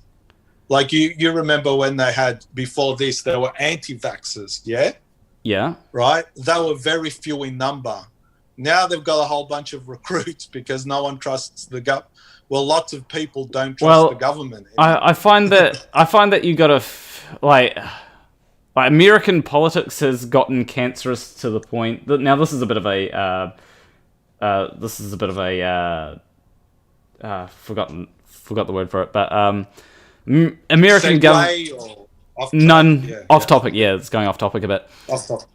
But like the American government or American politics, like especially when you got Trump, like just seems that people are getting hyper partisan, and because Trump says a thing, then it must be true, and then. But but that's not one-sided. That's not just the right wing to blame. That's also the left wing to blame because they have their own partisan ways, and they're both separating further and further. Well, yeah, there is partisanship on both sides. It's just the problem is that one side is listening to people like Trump, who's not a medical expert, and the other side is listening to people that are medical experts. And what you have... But there are medical experts on Trump's side. See, you think it's all one-sided. There is Sunitra Gupta. There's Mike Yeadon. There's lots of other professionals that do not agree with the mainstream. It's not that they don't agree with the mainstream science. It's not about science. It's about policies. We can agree on a policy. Can you agree with me that wearing a mask, going on a hitchhiking in the country is not necessary? You agree with that, right? Hitchhiking sounds like it probably there'd need to be more context, like there, because it doesn't. I'll give you a context. Okay, it's a state law. In here, it's not. I don't know. New Zealand has states, but Australia has different states. Okay, and they're actually quite powerful states. They control a lot more than the federal government does. Okay, but so there is free travel between. You got free travel between states, though. Well, not really, not this year. But anyway, that's not the point. You're in one state. Let's say you do cross the states in breach of their orders. Okay. Yeah. You can now, but until recently you couldn't. But let's say you cross the states and this law is in effect. In one state, you can hitchhike. Okay. Yeah. You hitchhike. You have to wear a mask. You're not 10 kilometers. You cross state lines. You walk into a supermarket. You go into a town which has only one supermarket, and 50,000 people use it. And it's before a holiday, and there's 5,000 people using it. In that state, you don't have to wear a mask. Now, where's the logic there? Do you see where I'm coming from? So you go from one state, you can have no one within 10 kilometers, and you have to wear a mask, strict fine, I don't know how much, a lot. And then you cross the border, you go into the busiest supermarket in the state because it's before holidays, it's the only one in town, and you don't have to wear a mask. Well, do you see whether are you saying that's based on what science is that based on?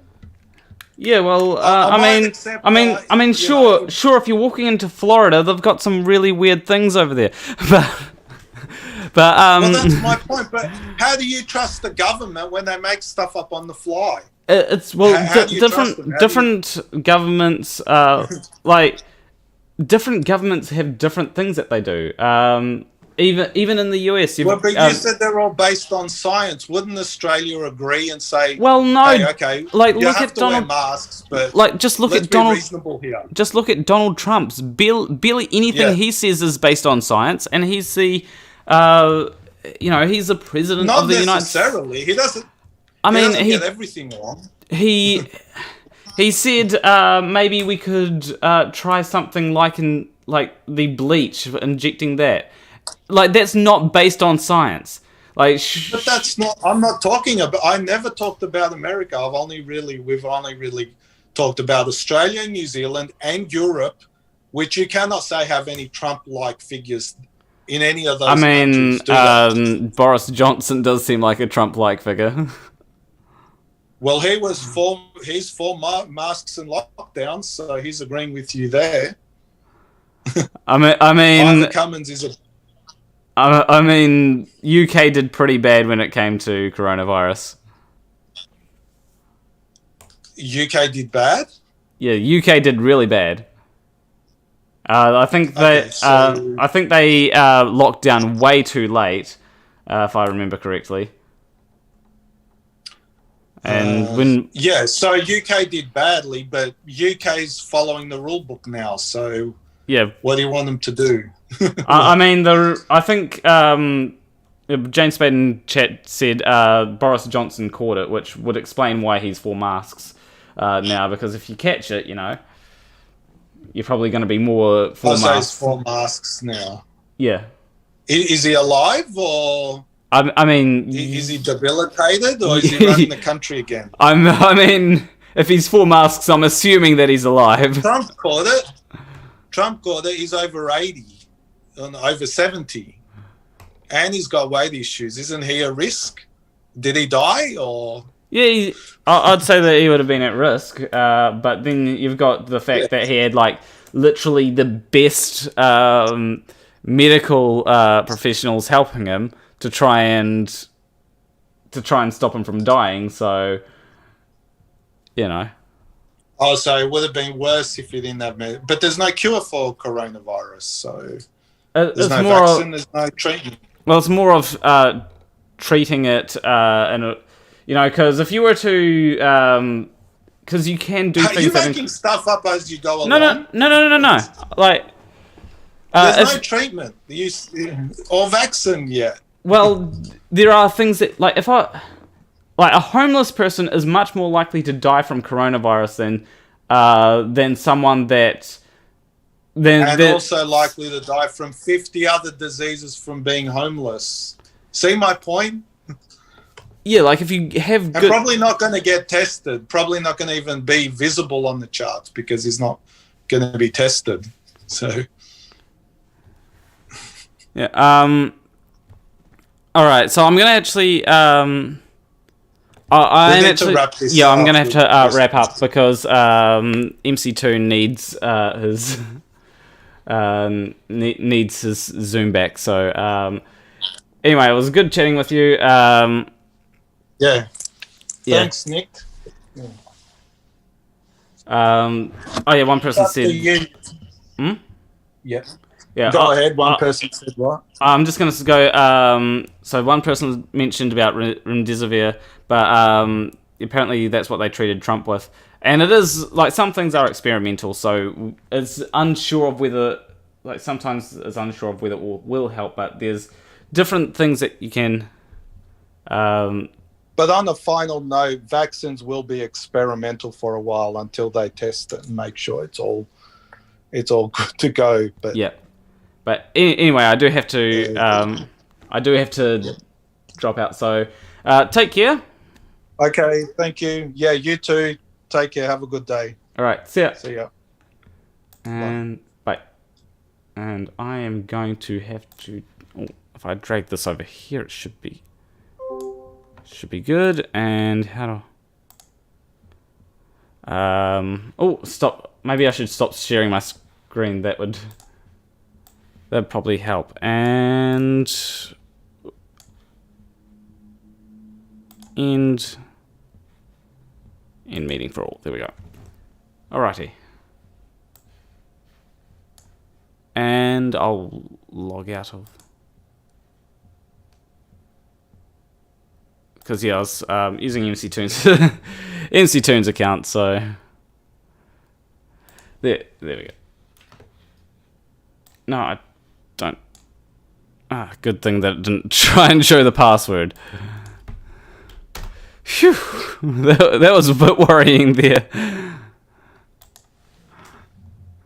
But yeah,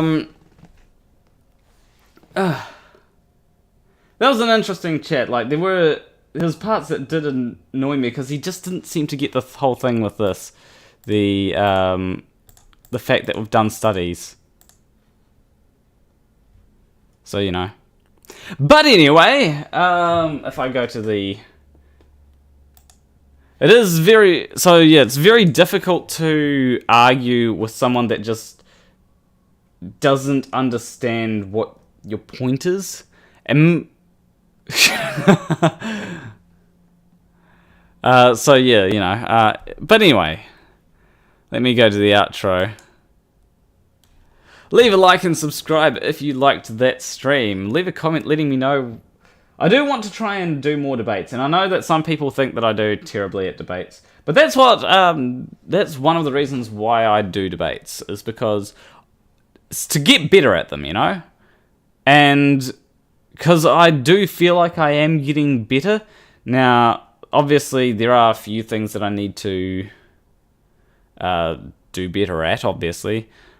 Like, for example, looking at certain things and trying to, because there is a certain level of evaluation when someone throws like 15 different stats at you. It's like, okay, well, firstly, there's this one that you're just drawing a correlation or drawing certain things between, and so it is very much a case of trying to quickly sift through bullshit, you know? And you also can't be too quick to call something out as bullshit, because on the rare occasion that they're right and you call it out as bullshit, that looks really bad.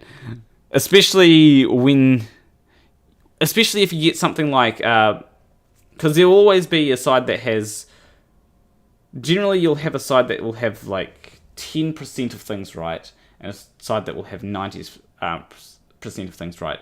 The 10% of things that the side that gets 90% of things right gets, so the 10% that they get wrong is always blown way out of proportion to make it look equal, when it's in fact not. And that's one of the problems that I have with a lot of discourse online, is that the one side will be hyper focused on that 10%, and they'll equate the 10% to the 90%, and that's with it's mostly there with, it'll be mostly there with things that have become extremely politicized. That's why I agree with him on things like, this shouldn't be a political issue. It should be a issue that, if you're a Trump supporter, you should be wearing a mask. But you get people like Trump that don't believe in wearing masks, and that's when it becomes politicized, when political figures believe that wearing masks are bad, or that you shouldn't be wearing masks. But anyway, that's enough of a rant there. I'm going to wrap up. So yeah, I'll see you in the next stream. Between you and me, thank you for watching. There we go.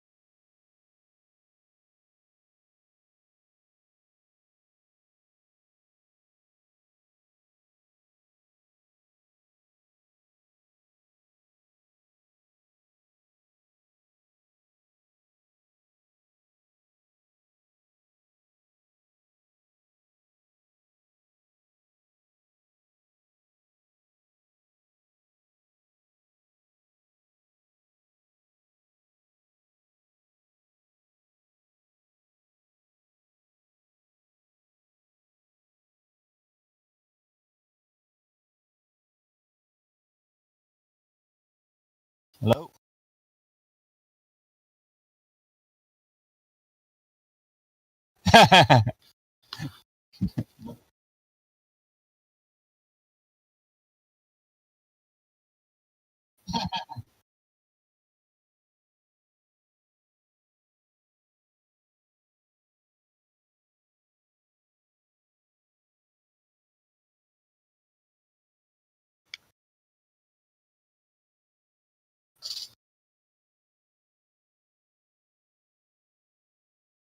The stream died several minutes earlier.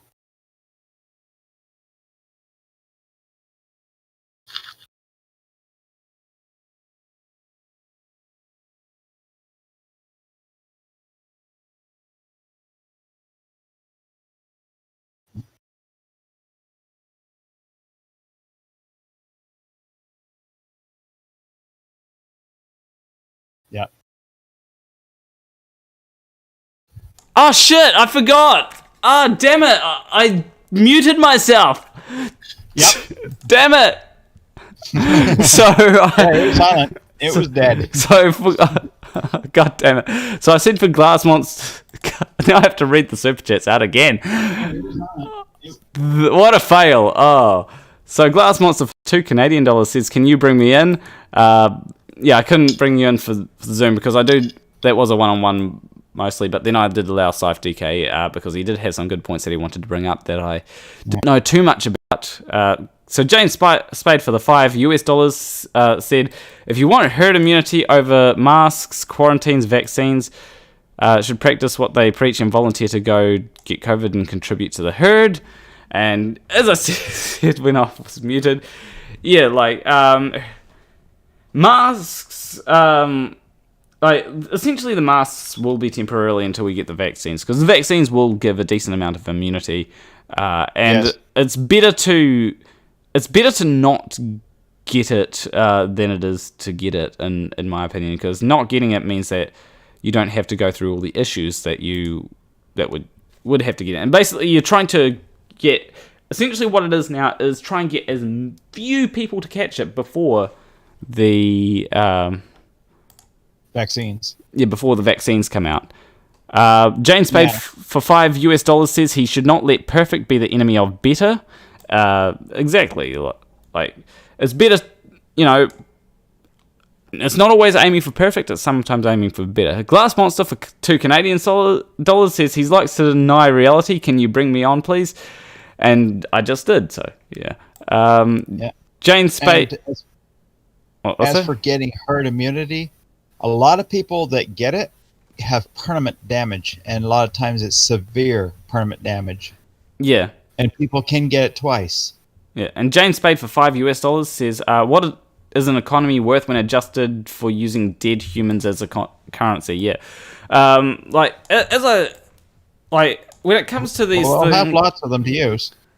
Yeah, like I think that we need. Hopefully, this virus has managed to get us to rethink the way in which we do economics, because like things like UBI would definitely help. But now I am actually going to end up the stream because I've read the super chats out, and that was something that I forgot to do before ending up the stream. So yeah, that happened. Take care, everyone.